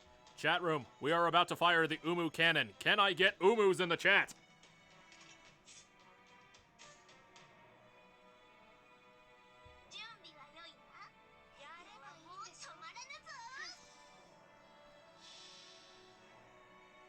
Umu overflow. Feel the power of unlimited Umu works! Get him, Nero. Death from above. Umu 1. Dive kick.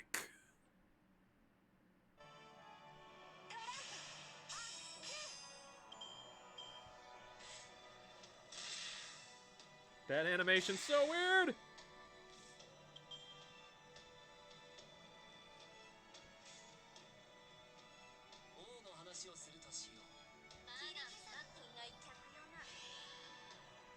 Well done, chat room. You have overflowed with the power of Umu. You got a melt out for me? Damn. You cut to the quick, Randy. But I have to make sure we at least get. But I have to make sure that we at least get a NP from Melt.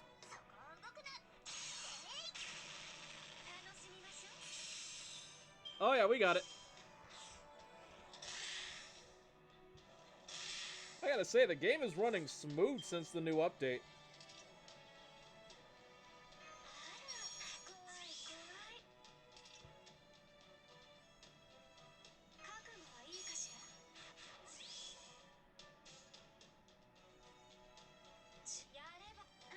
Here we go.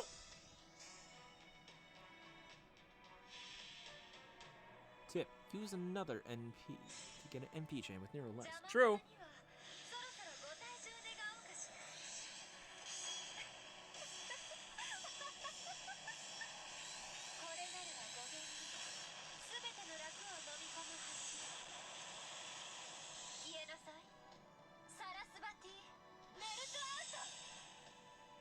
Is it kind of sad that I think that NP actually works with the environment that they're in?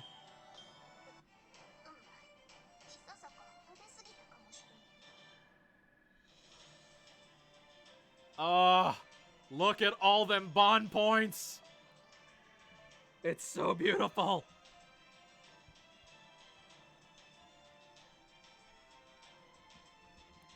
I hate Melt's animation update. Oh, really?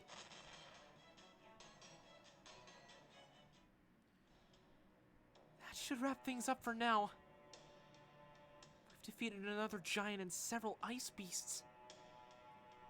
I no longer detect any hostiles or magical energy signals in our vicinity. Hold on, Mosh. Wait, you're right, Mr. Holmes. I can sense faint magical energy around us, coming from the snow.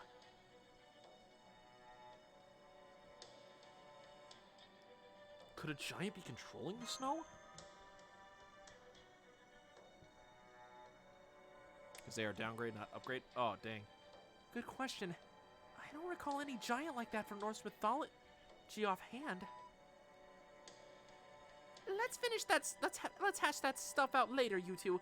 For now, you should hurry back to the border. Holmes, from now on, maybe start waiting until people are in a safe location before you start with your long-winded explanations. There's no guarantee there aren't any other giants still lying in wait out there. Both of you, get your butts back here, and be careful. Oh, Loli Vinci has gone Mama Vinci. Anyway, great job collecting all the data right after we emerged. This should be a big help.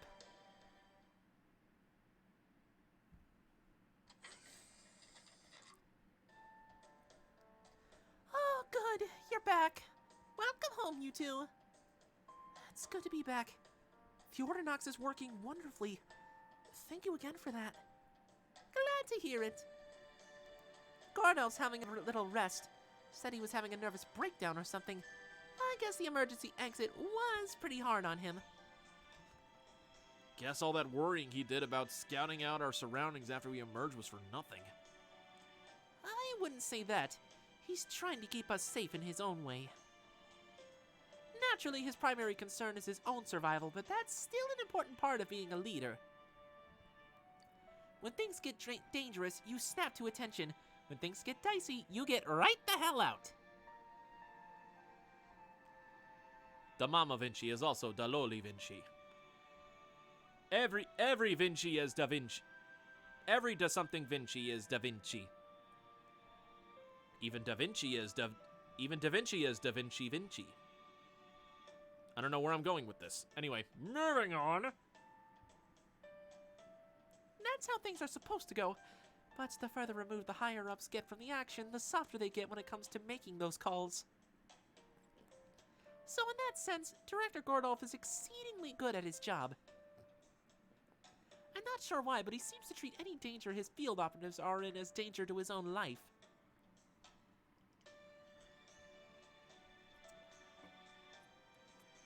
The Chibi Vinci. Yes. Yes to the Chibi Vinci. I wonder what that's all about. Maybe he had a really strict tutor growing up or something. You know, like someone teaching him to think about war from the perspective of the people he's sending out onto the battlefield. Oh yeah, I see what you mean. That would definitely explain some things. Now that you mention it, he always looked like he was in a lot of pain whenever Ryuzaki was in a tight spot back in Russia. Talk about empathy. No wonder he was always kicking up such a fuss. He does care. Okay, you're winning points with me, Gordolf. Well done. At any rate, make sure you write up the recon findings in a nice report template when you hand it off to him, if you don't mind. That should be more than enough to keep old Gordy in the loop. On a different note, you guys really had a rough time out there, didn't you? Yes, we did. Giants are beings in the Age of Gods. Not even mages have seen more than the occasional fossil of them. Any survivors in areas where mystics were still in full force were probably seen as threats and taken out by the heroes of their respective ages. Then Ryu was Daddy Ryu? No, I am not Daddy... No, we are not starting that. I am putting a pin on that. I will not be Daddy Ryu. I refuse. They're certainly not something you'd run into every day. I mean, you guys didn't see, hide, nor harrow them in any of the 7 eras you race shifted to, right? Not even in the actual Age of Gods. And now we just happen to run into not 1, but 2 in modern-day Scandinavia? No. There will be nothing attached to me in any term of the word daddy. Oh, damn it, chat room. Stop it. I believe those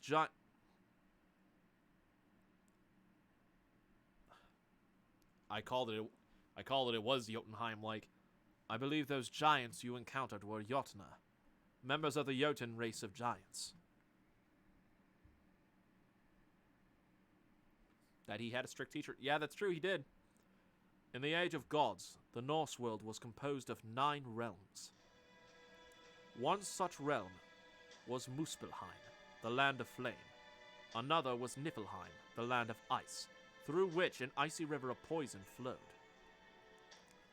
When these 2 realms collided, the poisonous frost melted. Then, when it was exposed to Muspelheim's heat, grew into a tremendous giant. This was Ymir, said to be the ancestor of all Norse giants. The race of giants that went on to spring forth from Ymir's body were called Jotun, the frost giants. These giants were truly beings belonging to the era when gods walked the earth. At times the Jotuna would mix with the Norse gods, giving birth to new gods and giants alike. It's said that the surviving Jotuna eventually fell out of mythology and went on to become trolls. But what you 2 saw today were no trolls. They were most definitely Jotuna. Jotner. Oh. Sure sounds certain. Well, I am Sherlock Holmes, you realize.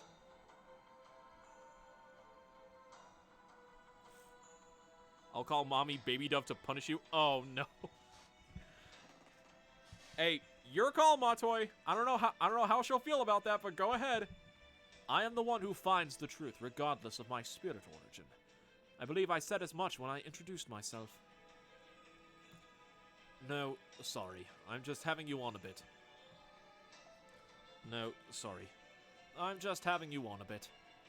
You see, the paper moon is not the only thing I picked up while I was visiting the Atlas Institute.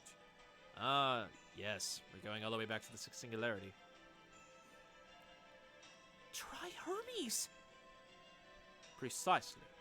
While there, I came in contact with the pseudo-spiritron calculation engine Tri-Hermes.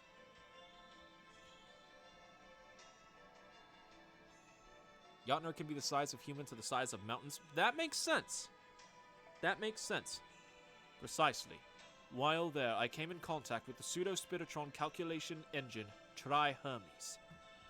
When I did so, I happened to peruse some secret medical data pertaining to giants. Now I see. Holmes, you rascal!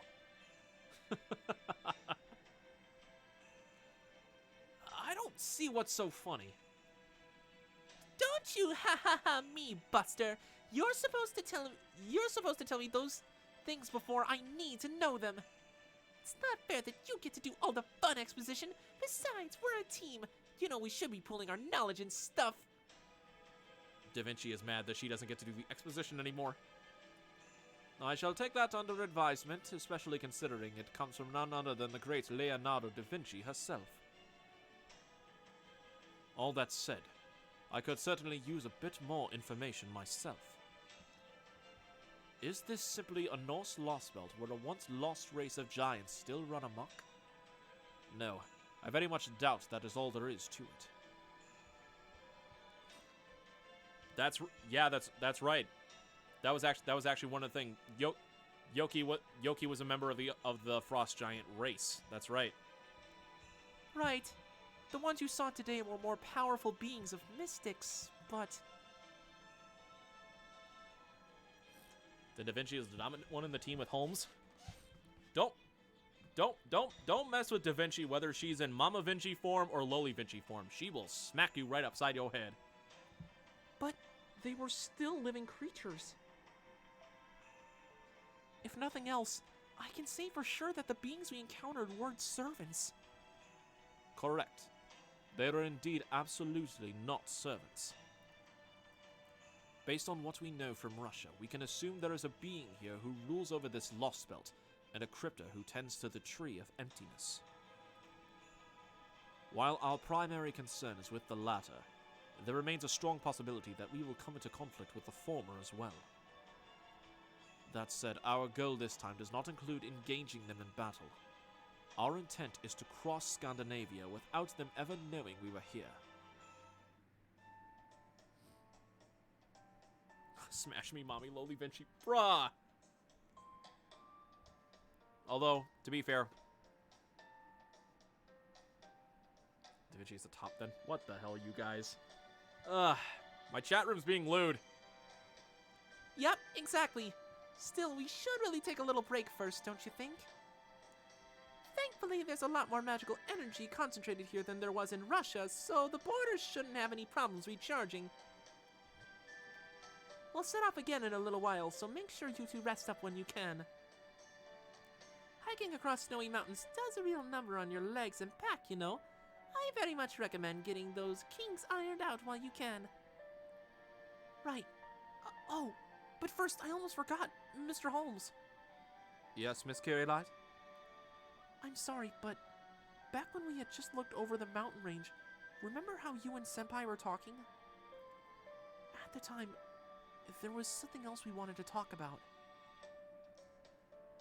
Oh, right. What was the deal with the fire we saw? Yes, the strange fire that kept burning without spreading. Do you know what it is, Mr. Holmes?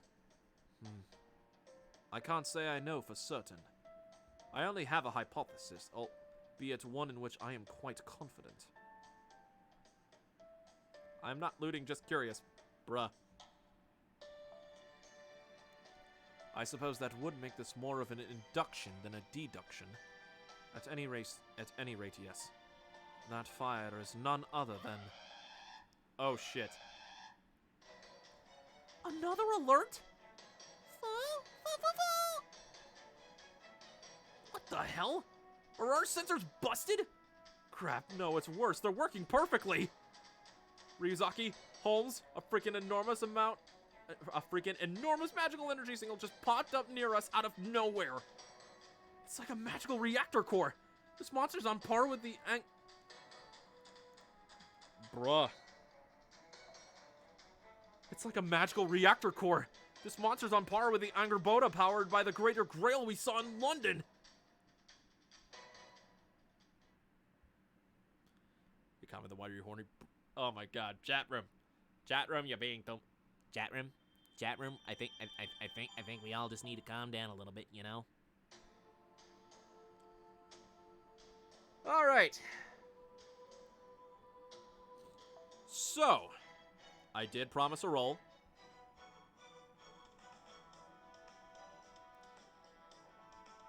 Alright. So, we're gonna do a quick 30 roll. Then I'm gonna take a quick break to use the bathroom, refill on water and everything like that. So yeah, let's get on with the 30 roll. Let's do this.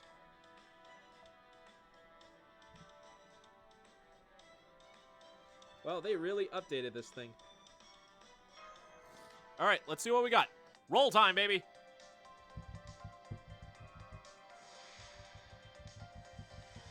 Indeed. Thank you.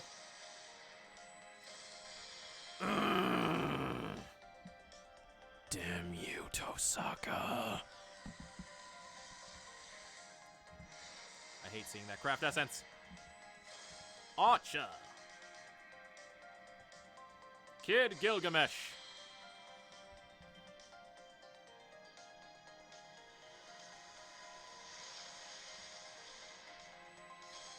Oh, man! I already have too many of those.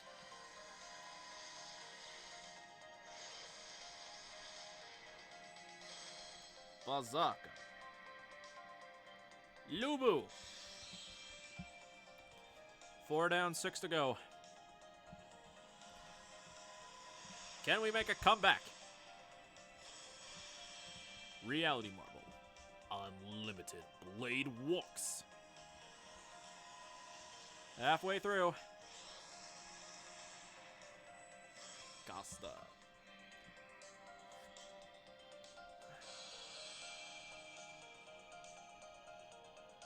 Tomorrow I'm rolling for Scotty. God, I'm so scared. Best of luck in your rolls, my dude. Ay, caramba. I think this might be a bust, chat room. Yeah, I'm pretty sure this roll is a bust. This roll has been a bust.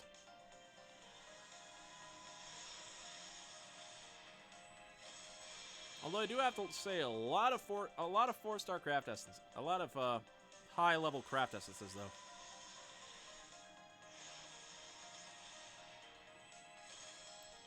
Dancer. The next roll will be better. Indeed it will. But I'm not doing another roll tonight. I can't. I have to save the quartz. Alright. That's something. Alright, chat room. Like I said, I'm going to take a quick break to go to the bathroom, refill on water, and everything like that.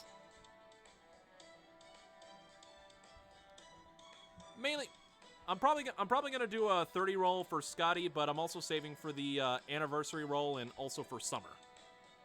So there's that. All right.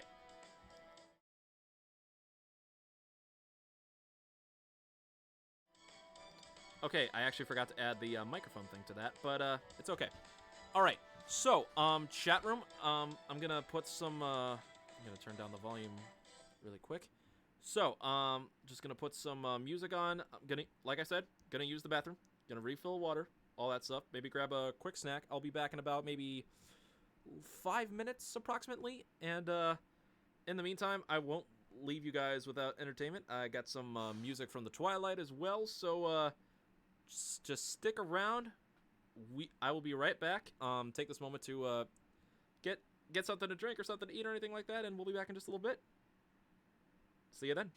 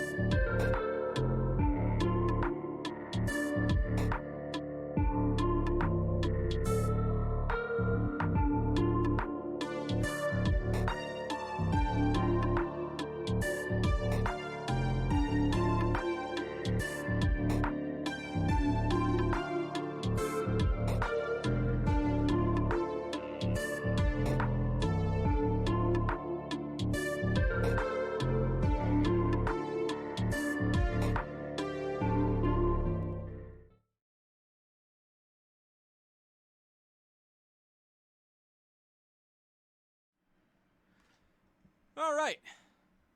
Hey guys, I'm back. And yeah, sorry about that, Randy. I did the 10 roll.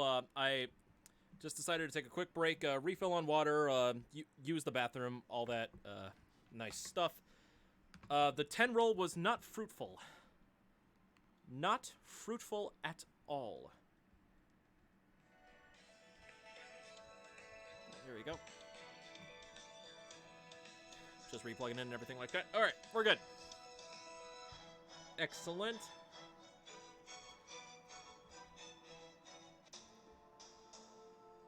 All right. Let us journey forth back into Lostbelt number 2.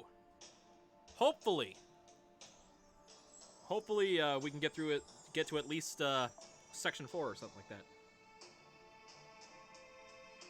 Oh, it's a mystery. Holmes boy.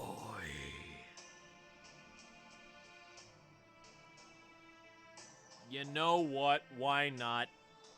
Come here, Holmes boy.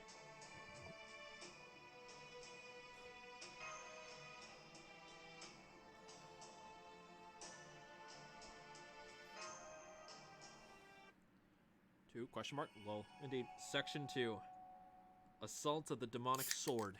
End.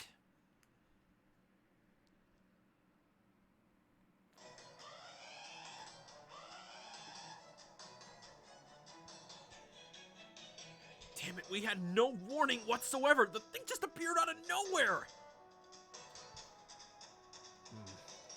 It's most likely a servant. They have been using their spirit form. That's true. A servant could sneak up like that. Mr. Mounier, is that servant from proper human history, or maybe... Well, their spirit origin patterns matches what's registered in Chaldea, but their color seems like it might be different. Mounier, you know that does nothing for us, right? Sorry, I don't know. All I can say for sure is that they're hostile. At least if that massively powerful curse packed into that magical energy they've got aimed right at us as anything to go by, they are. A Lostbelt servant. The border spirit radar is one of the most sensitive in the world. If it failed to detect this servant until now, then they are probably getting some help with their presence concealment.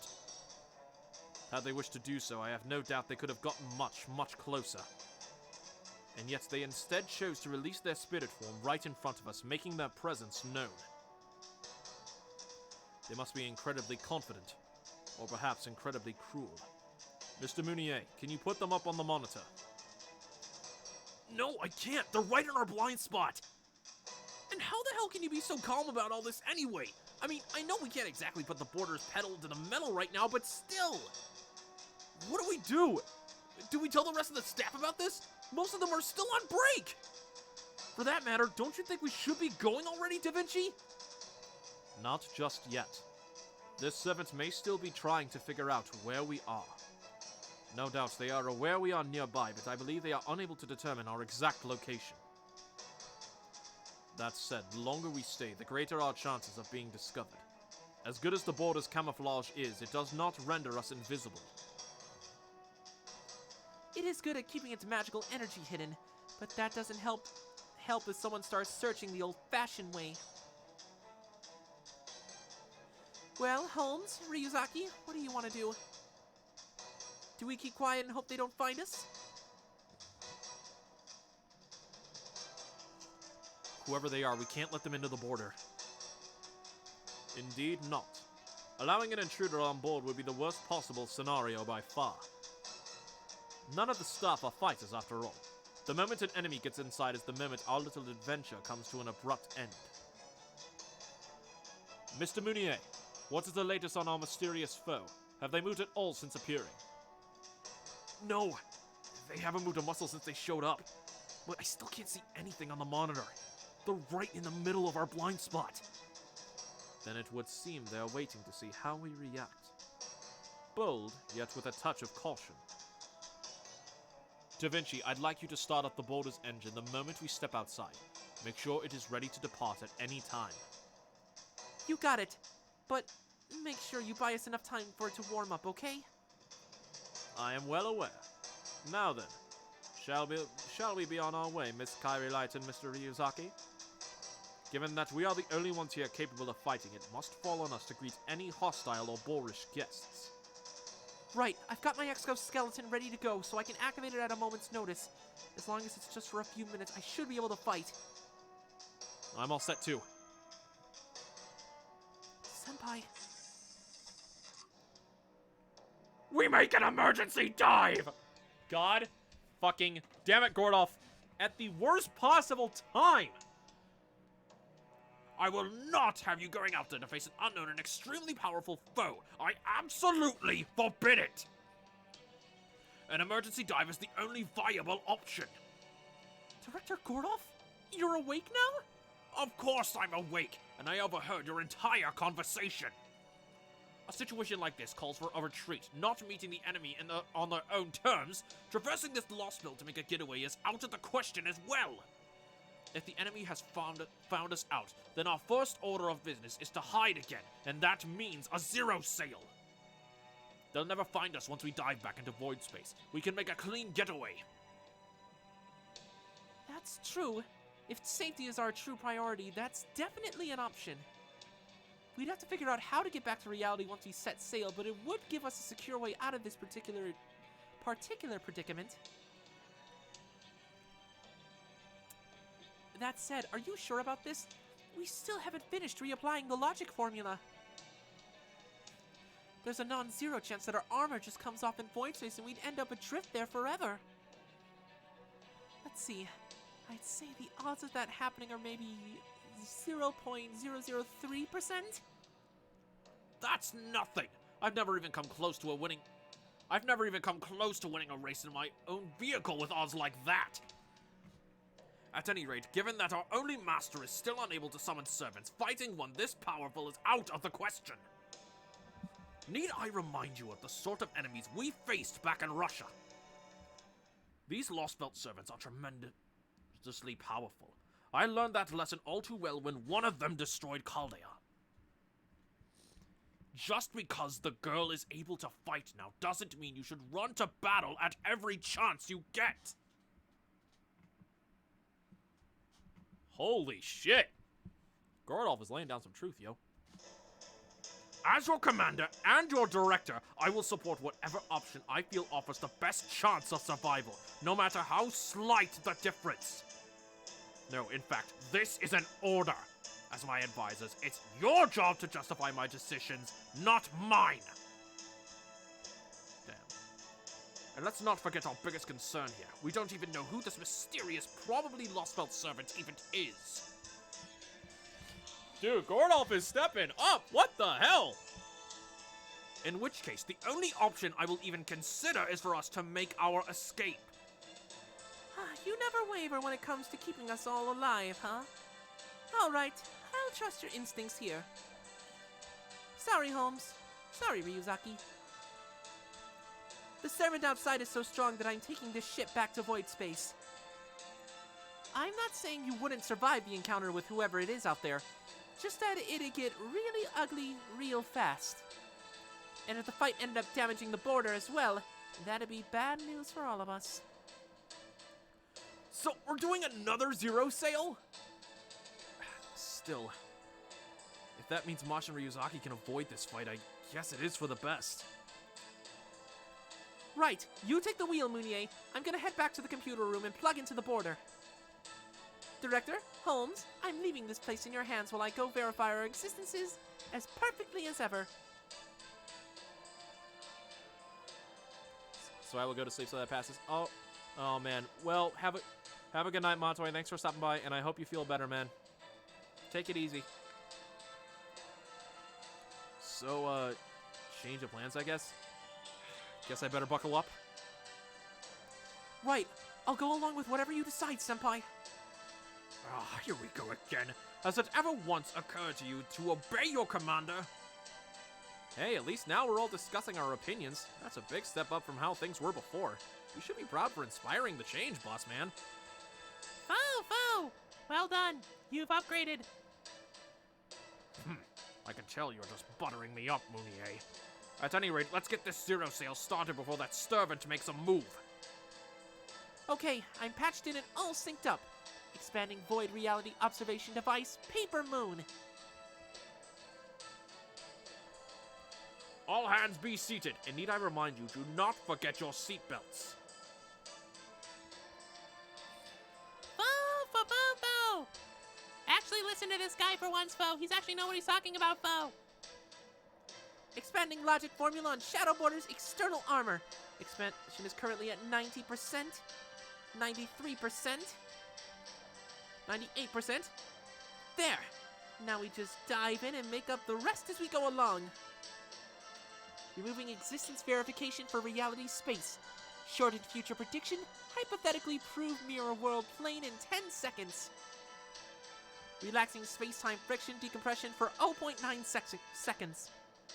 Good. Looks like we made it just in time, Holmes. Let me take over the wheel, Mr. Mounier. In the meantime, would you be so kind as to keep your eyes on the sensors? You got it. Shadow Border, untether from reality. Void space dive, zero sail, unfurl.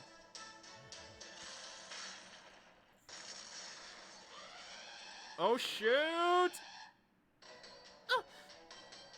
Senpai! I still have sensation in my extremities and I can still feel normal gravity.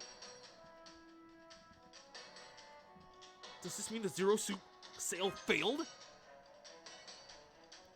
What's going on? This isn't void space. Did we fail to dive?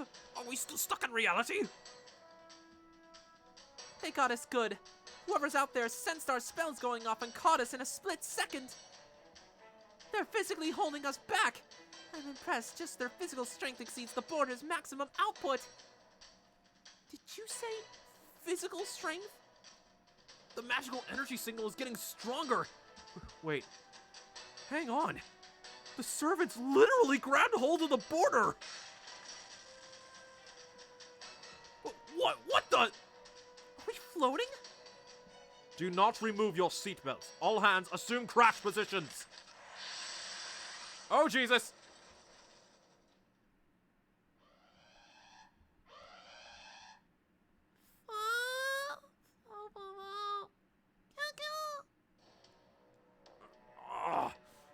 What's happened?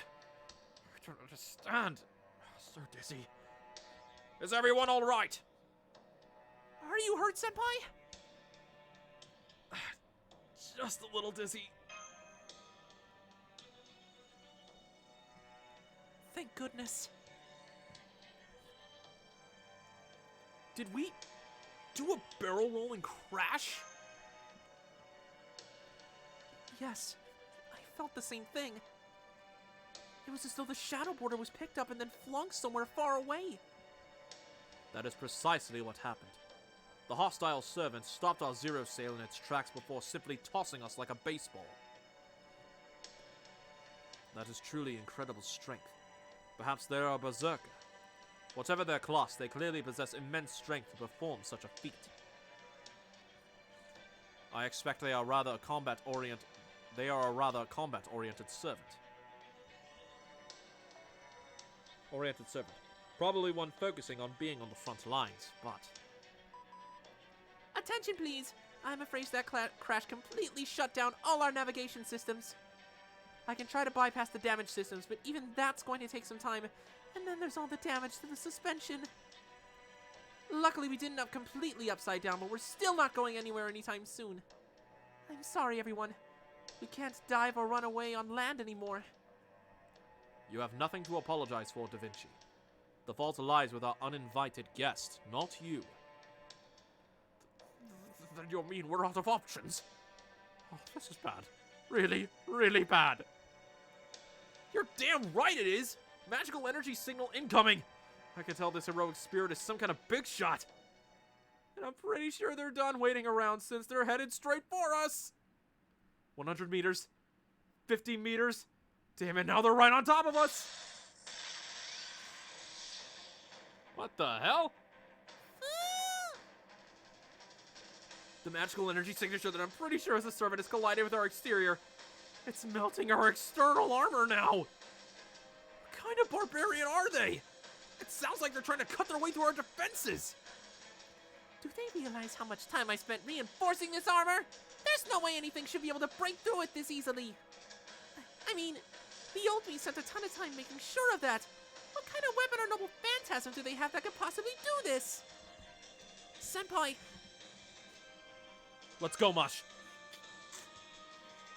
Hold it, you two. Don't you think you should wait a bit and see what's happening before you... We don't have time to wait and see anymore. I'm sorry, but it's all up to you two now. Holmes, you go with them too, but watch out. That servant's magical energy is right up there with Ivan's. Make sure you don't hold anything back, or you might not be coming back at all. Got it? I am very well aware. I saw the spirit origin for myself earlier. If nothing else, I can promise this. I will keep Mr. Ryuzaki alive. In the meantime, Da Vinci, please focus on keeping yourself and the border safe and getting us up and running as quickly as possible. Yo, this just hit the bricks, man. I've opened the hatch. I can confirm the hostile servant is on the border's port side. That's enough. Well now, so that unsightly slab is this thing's door then. Is that a Lostbelt servant? But what is this ominous feeling I sense from their spirit origin? So a human and two heroic spirits. No wait, neither of you are pure heroic spirits, are you? You both got something else mixed in. Hybrids then. Interesting. The hostile servant is closing in. Now I see. You certainly do appear to be a powerful heroic spirit. Quick, what's Brynhilda's number? I don't know. The border's external armor is one thing, but to think you even cut your way down to the multi-layered bounded field surrounding the inner hull. Back at Chaldea, Da Vinci, Nitocris, and Paracelsus worked... My Egyptian waifu worked on this? Oh.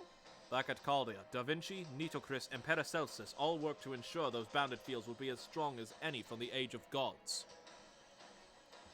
They should have been as strong as a fortress made of divine iron, yet you cut through them like so much butter, and without even revealing your true name. Fascinating.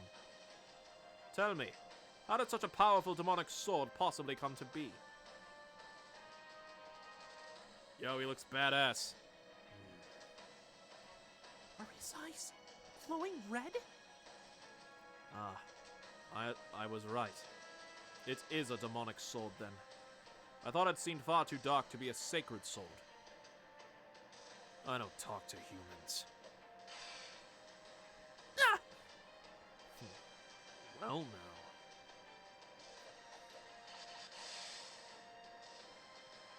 Gah! It's so hard. He's still only using that short sword at his waist. This must be the incredible strength that let him pick the border up and just throw it.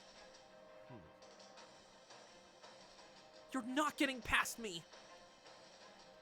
I couldn't even see him swing his sword. Mosh! I'm all right. I can do this. I'm afraid those were little more than jabs as far as he was concerned, Miss Kyrie Light.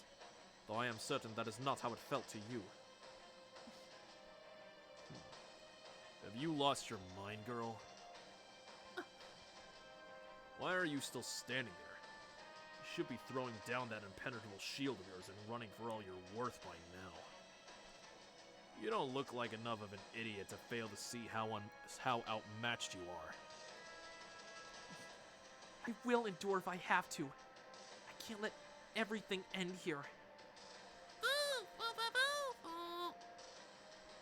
Phone? Not again. You shouldn't be here. You need to get back inside the border. And thank you for worrying about me. The servant is truly incredibly strong, much stronger than me and the Ortonox. Something about him reminds me of another hero. Another heroic spirit we've met. I don't know if I can beat him even with Holmes' help, but still. That doesn't matter. Even if I'm not strong enough, I can't back down. This journey isn't ours alone. Not anymore. Flashback. Ivan. Maybe it never was. Just because I may not be up to... Just because I may not be up to the task in front of me now doesn't mean I can't give up on the journey as a whole.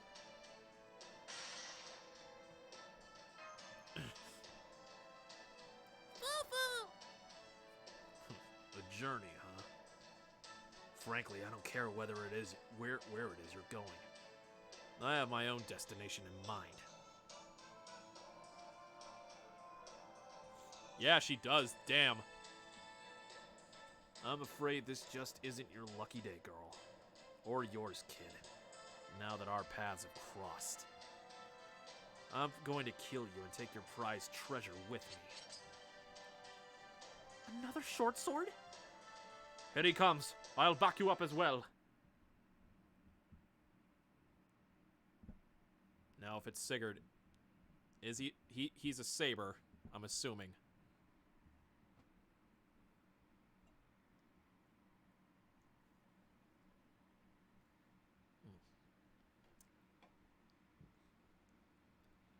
Ah, that Dr. Pepper helps. Helps coat the throat.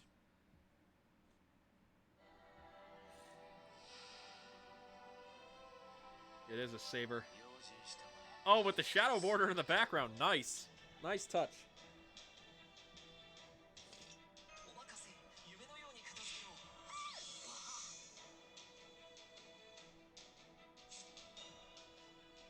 Immune to mental debuffs. Okay.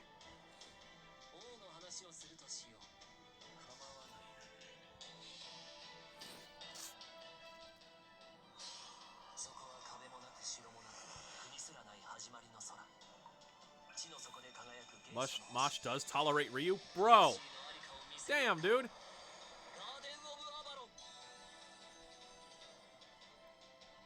you trying to say, Randy?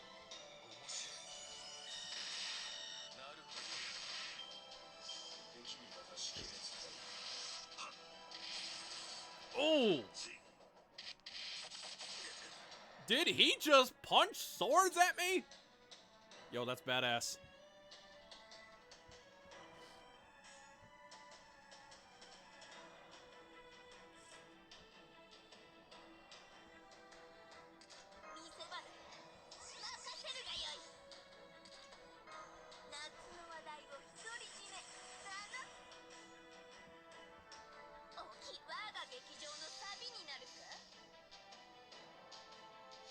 The fact that he punches swords at me, he's already. That's some good stuff. I might actually have to redo this fight. I'm not gonna lie.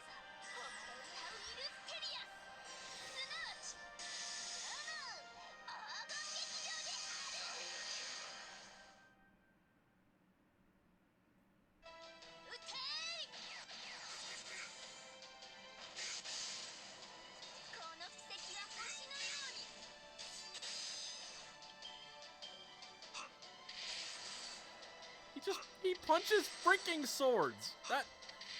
It's so badass.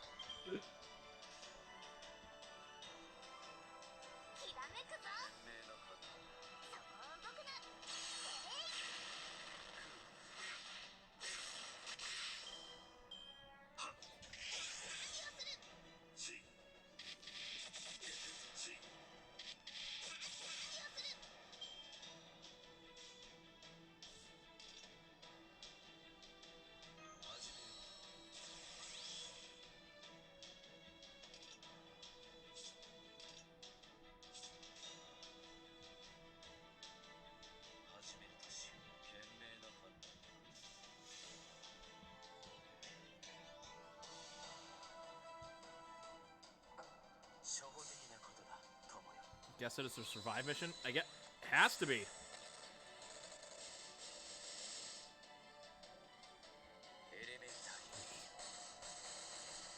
My dear.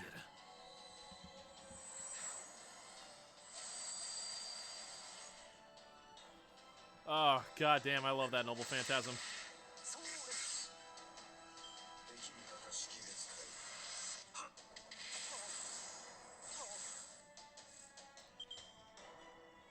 Oh boy, here comes a noble phantasm.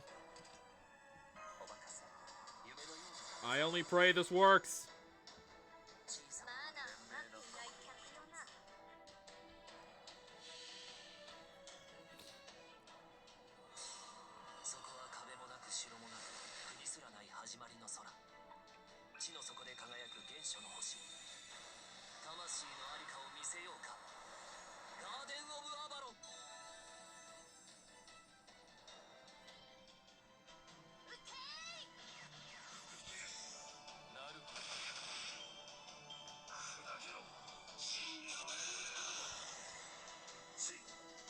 Oh man, it's not a full noble phantasm. I was really looking forward to that.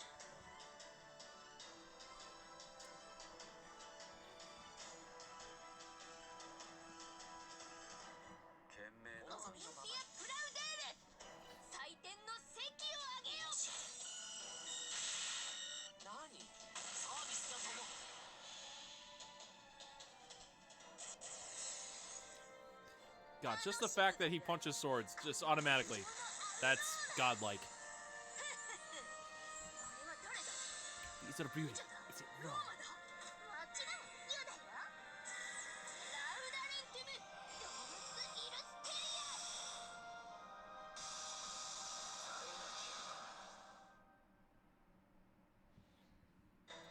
He kicking his ass to survive, indeed.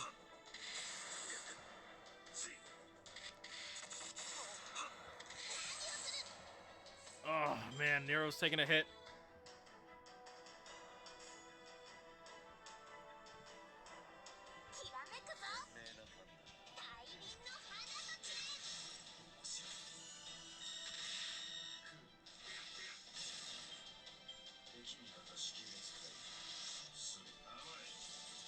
Uh-oh.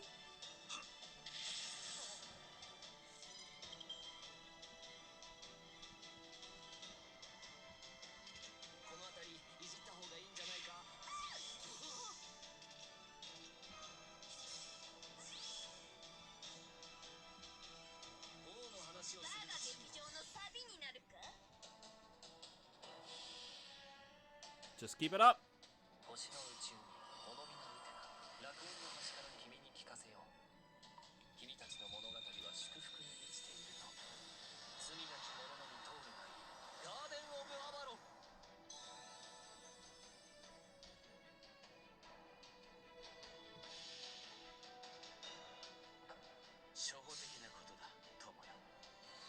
It is quite simple, my friend.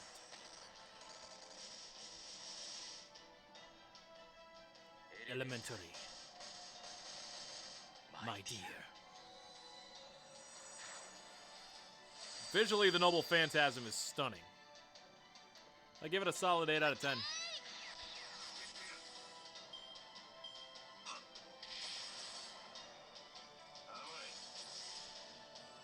Oh.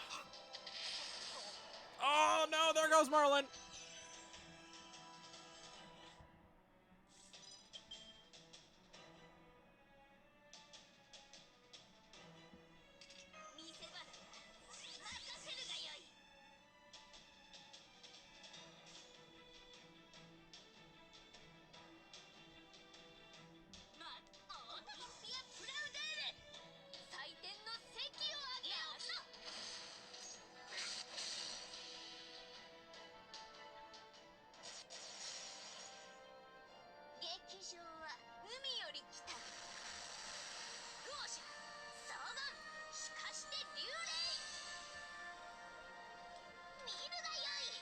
Just keep firing the Uwu cannon until they die.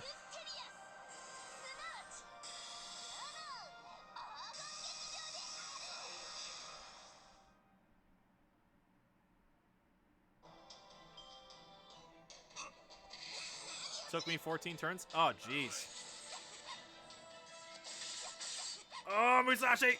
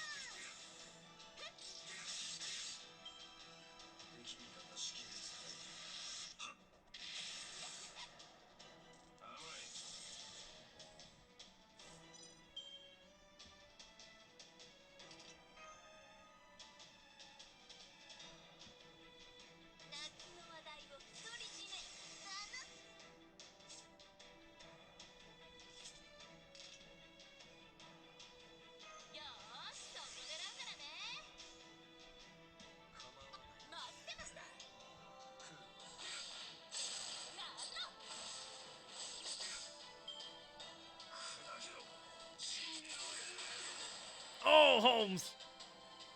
Oh my god, okay. It's just survival, we survived. Woo!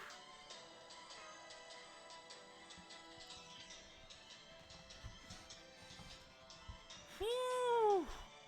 I'm so glad I didn't have to use any command spells for that fight.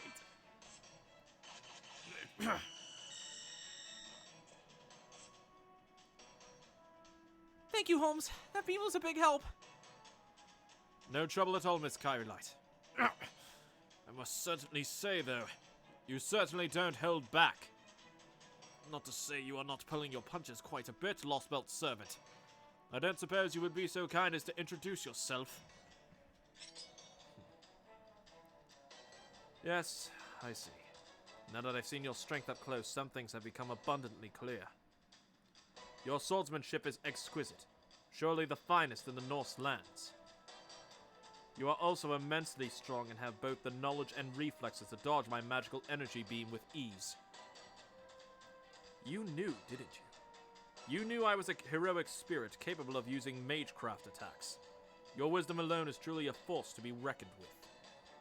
Which means you must be the one who slew the evil dragon and consumed his knowledge. Am I wrong? Oh. You are the child of Sigmund, King of Francia, and Hjordis, daughter of King Eilimi. The child of Sigmund, King of Francia, and Hjordis, daughter of King Eilimi. Even among other peerless heroes who stand heart and shoulders above ordinary people in strength, intelligence, and all other aspects.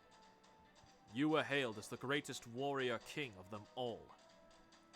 A phenomenal swordsman who reforged your father's demonic sword, the one he earned after overcoming Odin's trial of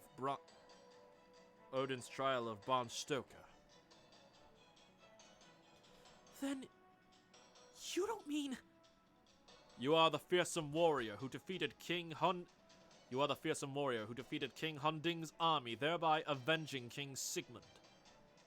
You are the brave hero who single-handedly slew Fafnir, the evil dragon consumed by greed, who hoarded his riches in the caves.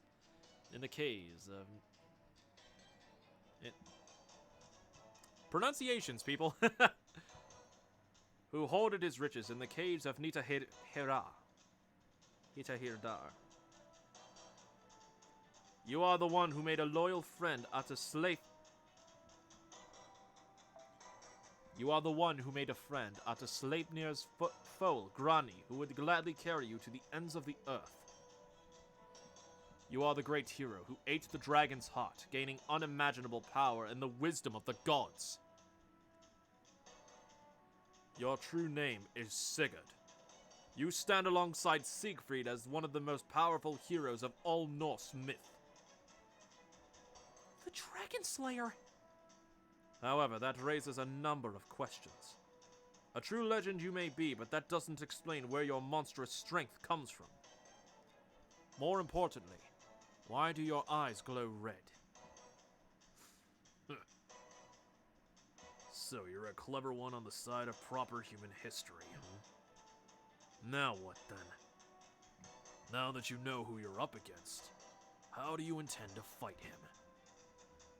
Sigurd, the great hero of Norse legend. After seeing how fast, sharp, and heavy his blades are, I'm convinced. And those are just his short swords. He still hasn't swung what I believe to be his true blade, the demonic sword Graham, even once. That long red sword. Ah, yes. I suppose it would have seemed that way, but I'm afraid, bluntly, he was doing no more than casually parrying our attacks. He has yet to use it offensively. We still have not seen what it's truly capable of. Enough of your yapping.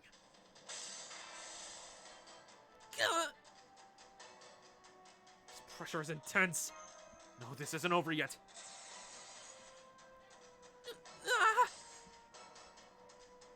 A temporary power-up spell? Out of my way.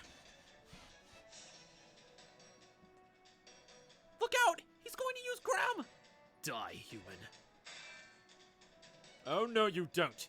He may be human, but I'm a heroic spirit. One, I might add, who has seen more than his fair share of combat. My apologies, but I can't have you using Graham so close to the border. Here! Baritsu! Shut up. Uh-oh. Holmes boy? Oh no, please not, Holmes boy. Guess you so-called heroic spirits are more fragile than I thought. Holmes! Senpai? Senpai? Holmes's right arm is gone! Keep calm, Mosh. Right. You're right, Senpai.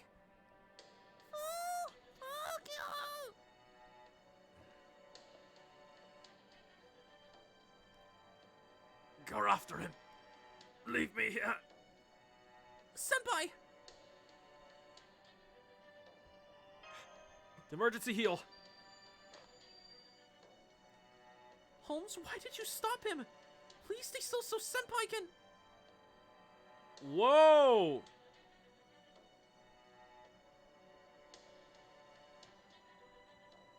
Dude. Holmes got messed up! Holmes! Don't. Please.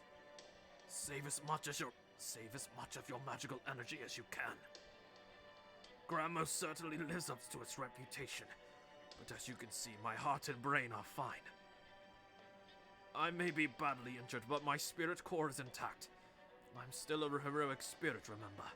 It will take a deal more than that to finish me. Whew. I can't very well fail to do my part after your rousing speech, Miss Kyrillite. Never mind me. You need to go after him. Remember, he said he was going to take something. Something that lies inside the Shadow Border. That must be why he attacked us. Whatever it is he's after, we cannot let him have it. Elementary, my dear. Miss Kyrillite. This light... This is... your noble phantasm. Precisely. As you are well aware, it should provide both you and Mr. Ryuzaki with a significant boost in strength. It may not be quite at full capacity, but it should still be rather potent for anyone attempting to fight in a desperate situation, such as yourselves. In my estimation, Sigurd appears to be a frightfully unnatural being. Unnatural? I'm certain he isn't yet fully acclimated. There's a chance you may still be able to defeat him. Please, Holmes, just be straight with us for once. I'm sorry, it's rather hard to explain while I'm sober. Ugh, god damn it. Does anybody have any cocaine? I mean, what? I'm afraid I'm having difficulty putting my thoughts in order. Holmes! Vital signs confirmed. He's lost a lot of magical energy, but aside from that, it's just like he said. Spirit core is still intact, Senpai. Come on, we've got to stop Sigurd. Right! Can't do any deductions while he's sober. God damn it, that is just like Sherlock Holmes. I must have passed out. Good. They're gone. I see. So this is what a blow from a demonic sword feels like. How truly excruciating. Perhaps it is exasperated by the fact that I've never experienced such a deep wound before. So, this is the sort of pain you smiled through, eh, Yelena? Yelena? Who's that? So you are still thinking clearly. And now I feel silly forever worrying about you. Just sit tight, Holmes. Somebody will come by to help you out just as soon as I finish evacuating everyone from the rear hatch. You might not be able to use the border's facilities right now, but we should be able to replenish your magical energy. Just hang in there a little while longer. At least we know from your battle that this hostile servant isn't here to destroy the border. If we're lucky, he'll leave it mostly intact. So just hold tight for a bit, Kay? Understood. That said, I'm afraid mental fortitude can only do so much here. To be honest, I'm in real danger of disappearing. I'm afraid he inscribed a death rune into me, you see. One wrong move, and that will be it for me. A death rune? But there aren't any runes that can kill a heroic spirit. No. Wait. I forgot about the primordial runes. The ones Odin created that served as a magical magecraft foundation in the Age of Gods. Then, you mean... I do indeed. You saw our battle for yourself. Sigurd learned a number of runes from the Allfather's daughter. He must have inscribed it the moment he cut off my right arm. It would seem he truly has it out for me.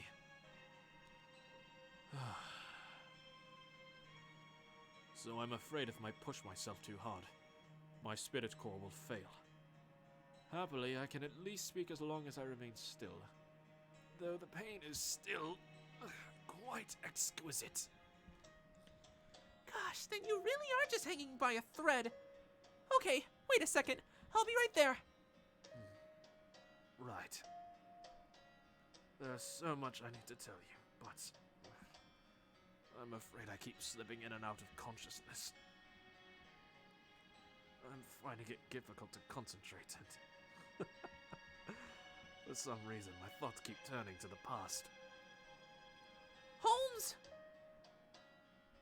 Da Vinci, would you mind giving Gordolf a message for me? Tell him to stay put no matter what is taken. I'm certain Sigurd has no personal interest in humans or heroic spirits. After all, he's... Holmes! Don't you dare disappear on me, you asshole!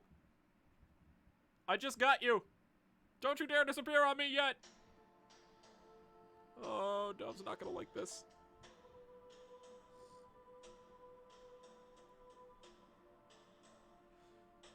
Alright.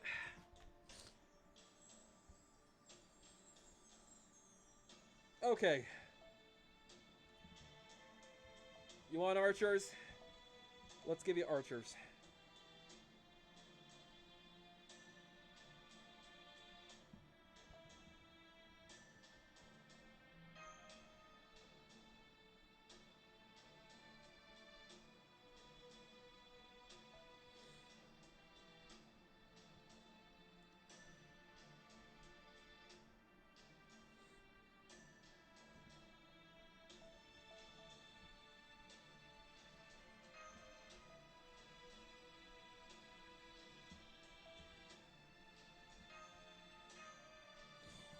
Alright. So do we get Cyborg Holmes or no? I don't know. Although Cyborg Sherlock Holmes sounds badass. I've caught up to the target. He's still somewhere inside the border. He appears to be headed for the cockpit. This is our chance to take Sigurd down. Holmes' noble phantasm is still active. Right!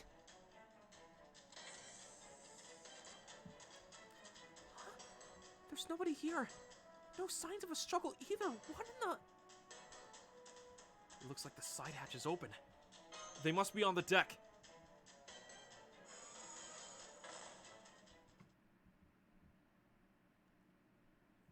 Are you sure about this, old man?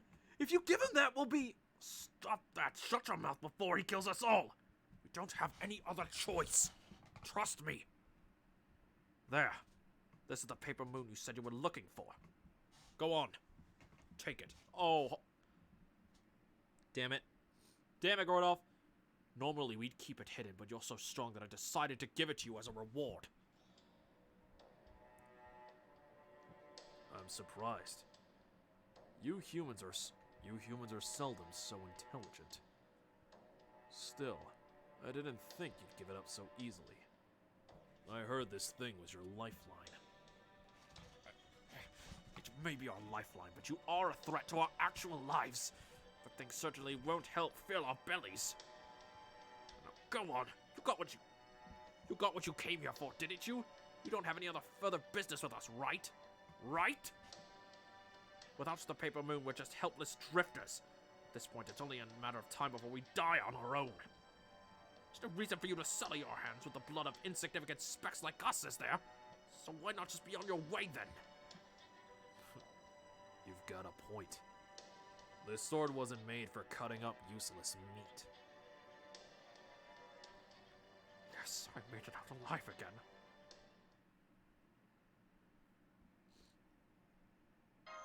Oh, damn it. We're gonna screw this up. Hold it right there. Right, you need to give us back that compass right now, Sigurd. No, things were going so well. Have you gone mad picking a fight with the scary knife guy? Oh. The human and the hybrid, huh? Do you still not see how outclassed you are? I see. So you got a little boost from the heroic spirit who doesn't know when he's beaten. Fine. I suppose you're worth killing. You two obviously don't know when to quit either. Alright. It wouldn't hurt to put this body through its paces a little more anyway. Give me your best shot. I'll humor you and take this at least halfway seriously. You better believe we will. We're not backing down until you leave our ship one way or another. Now you're telling me to leave, Alright. Then tell me your names. I hear that's what human heroes are supposed to do. I'm Mosh Kirilight. And I'm Ryuzaki. Got it. I'll probably forget them shortly. Fine with us. Come on, Master. Let's get our Paper Moon back from Sigurd. Conceit, overconfidence, arrogance, pride. You humans never change. You're just like the gods. Gods? Call us whatever you want. You may even be right. But be that as it may, neither Senpai nor I will back down. But this time, you've got Holmes cheering us on. Sigurd, if anyone's gonna back down here, it'll be you. I think we gonna die.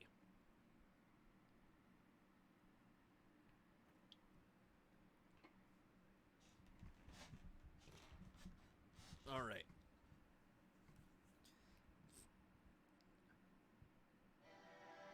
Fatal battle.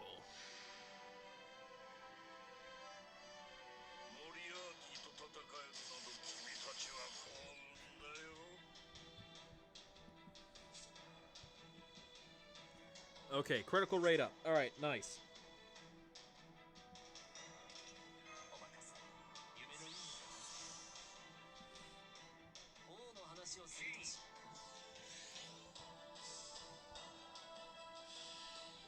Alright, let's get them MPs up.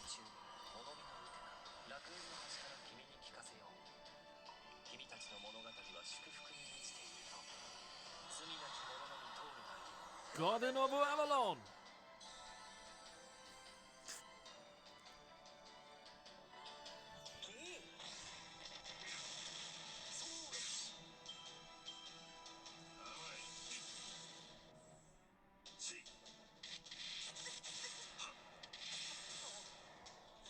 Oh boy, he's hitting hard.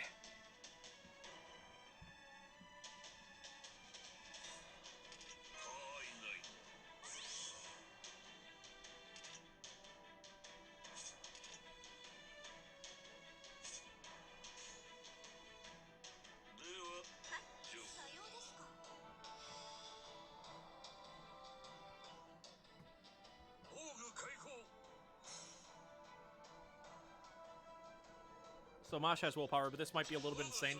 This is more than a little bit insane. Let's be honest here.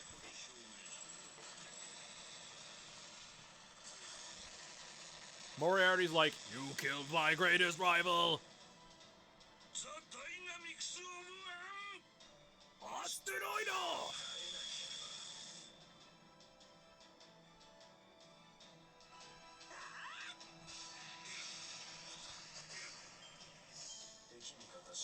Nice.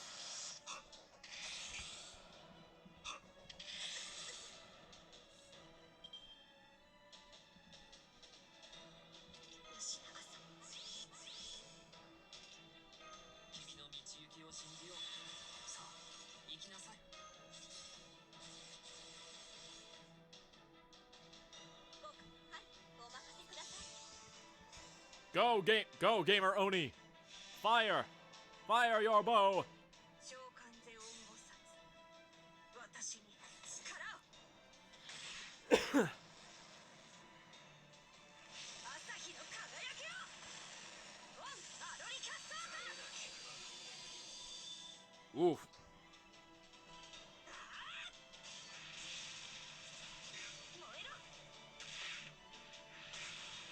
Nice!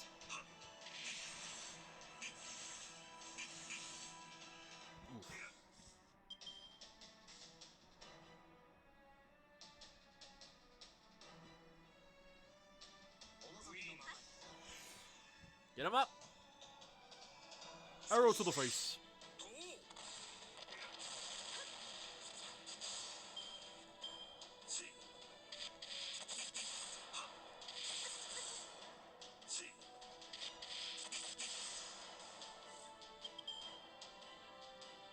Alright, let's play.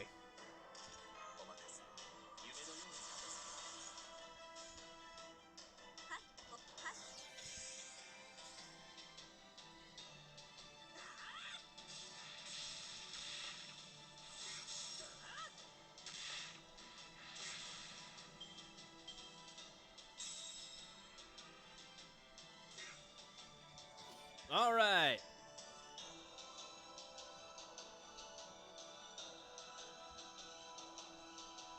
Head off to bed later. Alright, have a good night, Juan. Thanks for stopping by, man.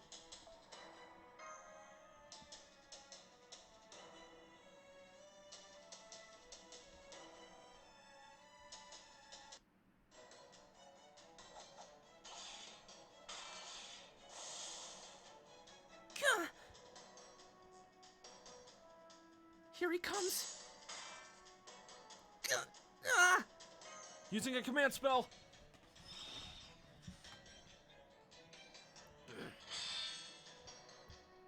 Ah! There! Got him!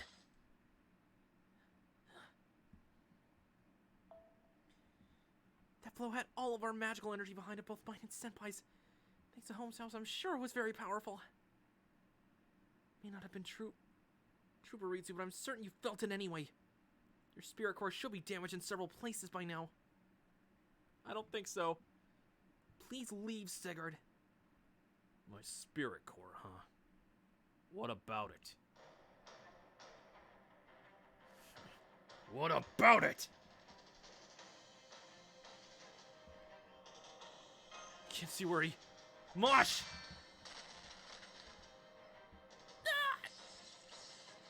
Senpai! Exoskeleton's drive is failing. Only got a little magical energy left. No, not yet. Can't afford to fail yet. Senpai! Senpai! Uh-oh. Run over to her. Stop. Don't move. So, what was that just now? Something only a hybrid could do? I was pretty surprised to hear you put all your magical energy into that attack. Never thought I'd see a hunter be so chatty before they were about to take down their quarry. No, that's not right. You're not hunters or heroes. You're probably not warriors either. Senpai! Come on. Move, Orthodox. Please. Poor, pathetic children. This is an act of mercy. Rejoice. I will behead you with the sword of your own beloved hero. Pitiful humans.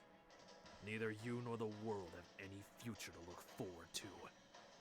No, stop! Senpai, please! Use another command spell on me! Senpai!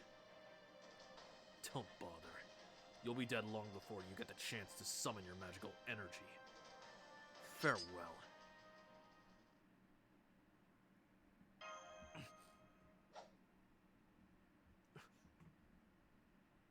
His sword swung through the air, slicing even the wind. There was no blood. There was no spray from the neck. No gruesome sounds of meat being cleaved from bone. Ryuzaki's head remained attached to his shoulders. He was still alive. If the tip of Sigurd's demonic sword had come even a hair's breadth closer, Ryuzaki's life would have ended. But that didn't happen. The red blade stopped dead in its tracks right before reaching its mark. His sword stopped mid-swing? Master! I guess this is what they call a hero's pride. You got lucky, child. Master! Please don't move. I was afraid his kick injured me pretty bad. So please just stay still for now. Senpai. Mosh! We got a Kohai down. We got a Kohai down. I repeat, we have a Kohai down in Sector G.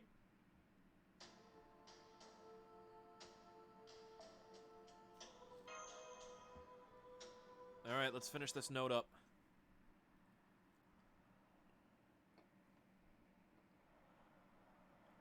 I'm a dip kind of late. Alright, thanks for stopping by, Rainy. Have a good night, man. Thanks for stopping by, man. Where the heck are we? Oh, okay, so Sigurd is Ophelia's servant then. I'm back, Ophelia. That was fast. Did you retrieve the Paper Moon Void Reality Observation Device that once belonged to the Atlas Institute as I'd instructed? You'd better not have broken it. Did you? Don't ask me. I can't get used to these man-made toys for the life of me. You want your little golden treasure so badly. Take a look for yourself. Excuse me? Good. This is definitely the real thing. Why don't you hang on to it for me? Don't let anyone else have it, no matter what. After all, you're the strongest being in all of Scandinavia, with the exception of Her Majesty. I'm sure. So, now that I've fulfilled my duties as a servant, do I get some kind of reward? How about it, Master Ophelia Famer Salome? Famer Salome? Well done, Saber, my most powerful knight. I have no other work for you for the time being. Feel free to rest up and relax for a while. How does that sound as a reward? That works. Oh, and may I say something? Sure. Would you mind not staring at me with those red eyes? You're a funny one. You think you've got room to talk when it comes to unusual eyes, Ophelia? Never mind about me. We have the Paper Moon. Right now, that's all that matters. The all-terrain void transporter Shadow Border. It may be the only one of its kind in existence able to do the impossible, but without the Paper Moon serving as its eyes, it's useless. I commend Chaldea for destroying the Russian Lostbelt, but without the Shadow Border they can go no further. This is where their journey ends. Now there is effectively no one left who will interfere with Lord Kirshtaria. Now all that remains is... Uh-oh. Scotty! I'm glad to see you in such high spirits, Ophelia. Are these high spirits born of true romance or mere puppy love? Even after thousands of years of attempting to do so, I cannot quite grasp the concept of love, though I know you humans speak of it often. Tell me, what does it taste like? Is it sweet? Perhaps spicy? Even fiery? Your Majesty! I never took you for one to smile upon gaining a new toy. I see that even you have a soft side. Now what of this? Tree of Emptiness, I believe you called it? How is that faring? It's coming along well. Even now, it continues to grow larger in its garden, away from any who might observe or interfere. Since there is no opposing faction in this Scandinavian Lostbelt, there should be nothing to interfere with its growth. Faction? I must confess I am unfamiliar with that word. I suppose we do hear the occasional lone wolf howl, but that is of no consequence. If anything, it helps to pass the time. Still, I suppose if they were to form a pack, that could be somewhat troublesome. Don't you agree, Ophelia? Yes, I do. My world, my Scandinavia, is a land where none reigns, where peace reigns far and wide. There has never been conflict among its people, not once. The wild beasts do devour their prey, of course, but that is as far as it goes. Pointless conflict is a foreign concept to man and beast alike, as is resentment. The worst that ever happens is a single wolf's howling. Don't you think? I do. Under your rule, this world of Scandinavia has become one of the greatest embodiments of peace. The way you say that, Ophelia, it sounds as though there are other worlds that have achieved similar peace. How adorable.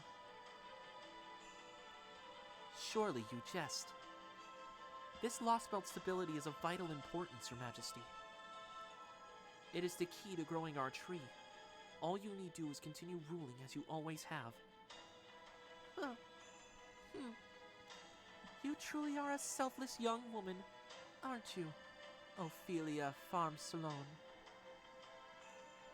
I suppose I should commend you for your diligence, but it takes more than that to be a queen. Do you understand me, Ophelia? If not, I suggest you learn. With all due respect, Your Majesty, I am no queen.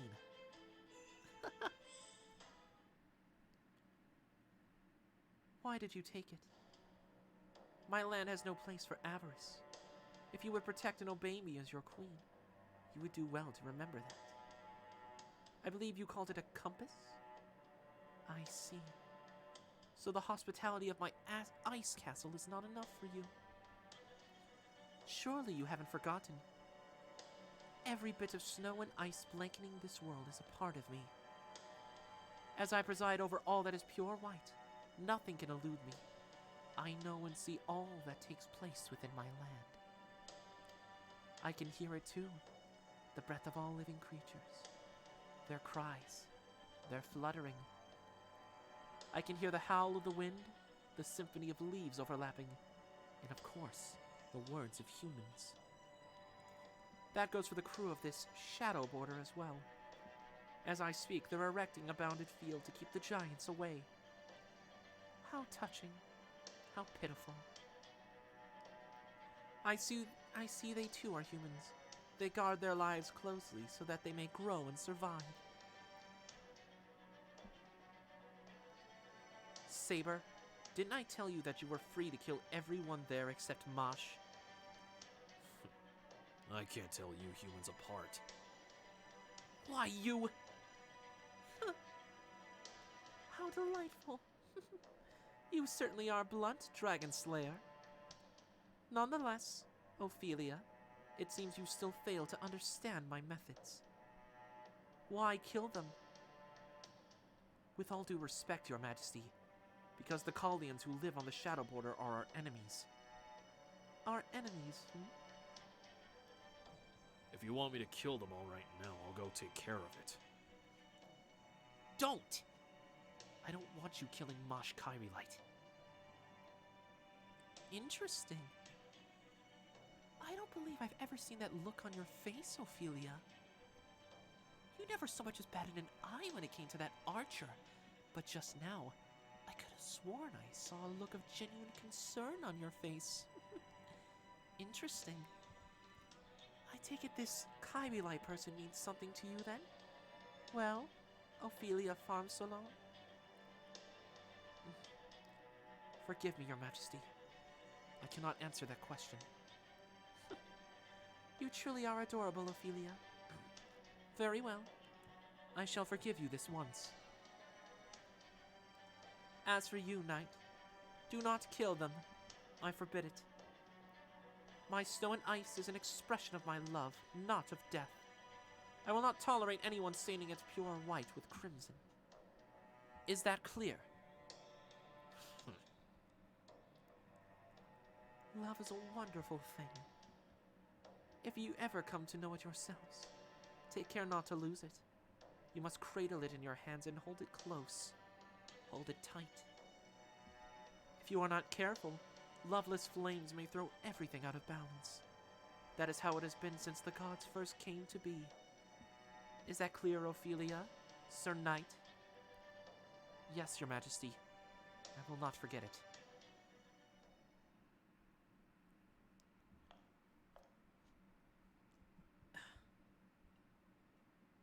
Love, huh?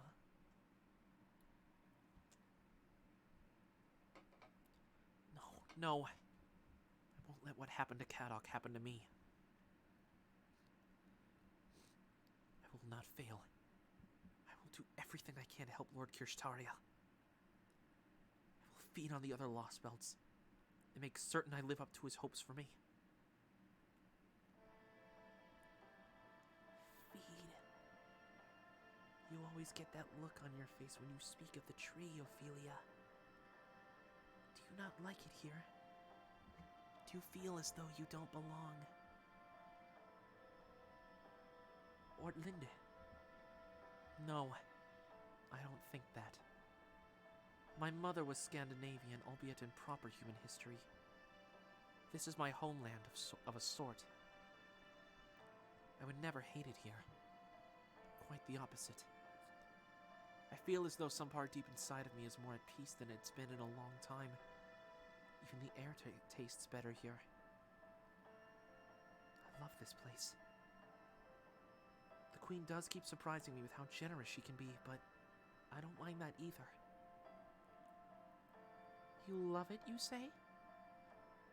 Yes, I do. I was so glad when I found myself here after my coffin was opened. I really mean that. Which is why I'm proud it's my job as a crypter to tend to the tree. It's a crucial life form, a necessary one. Jeez Louise, we're just getting all... Damn. Necessary? For this Kishtaria man, you mean? For this Lostbelt. Didn't I already tell you three about it? Yes, you did. I've logged your current statements in my memory. I'll go ahead and link them to our shared memories now. Shared memories? The hell? I've received a question from Hilda. She wants to know why you always have that bitter look when you talk about the tree if you don't dislike it here. Bitter? Well, because... it makes me keenly aware of how powerless I really am. Even if the tree does grow to maturity, the most I can hope to do is keep it that way. It's very unlikely this world will change unless I use my Sirius light. You want to change this land, Ophelia? Sometimes. You don't? We can analyze, but we can't make judgment calls. All we can do is follow the orders we're programmed with. Did you forget, Cryptor? We aren't human. We only exist to carry out our master's orders. Yes, I remember. There, again. Huh? I'm sorry. You had the same look on your face as when you discussed the tree, so I responded the same way Thrud would, now that our statements have synced up. Multiple personalities in a single body? What the heck? I see. Then I'm afraid that even between the three of you, your analysis must still be incomplete.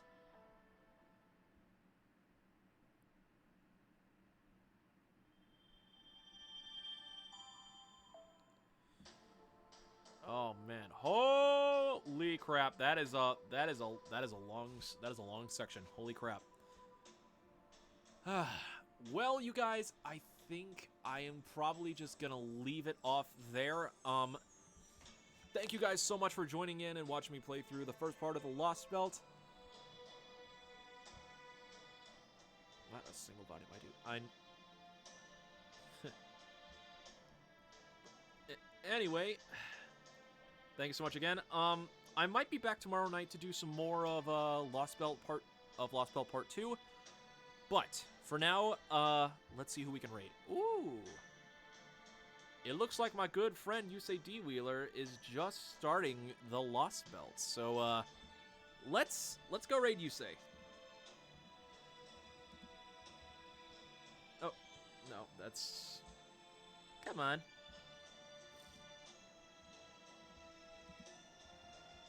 Raid Yusei D. Wheeler.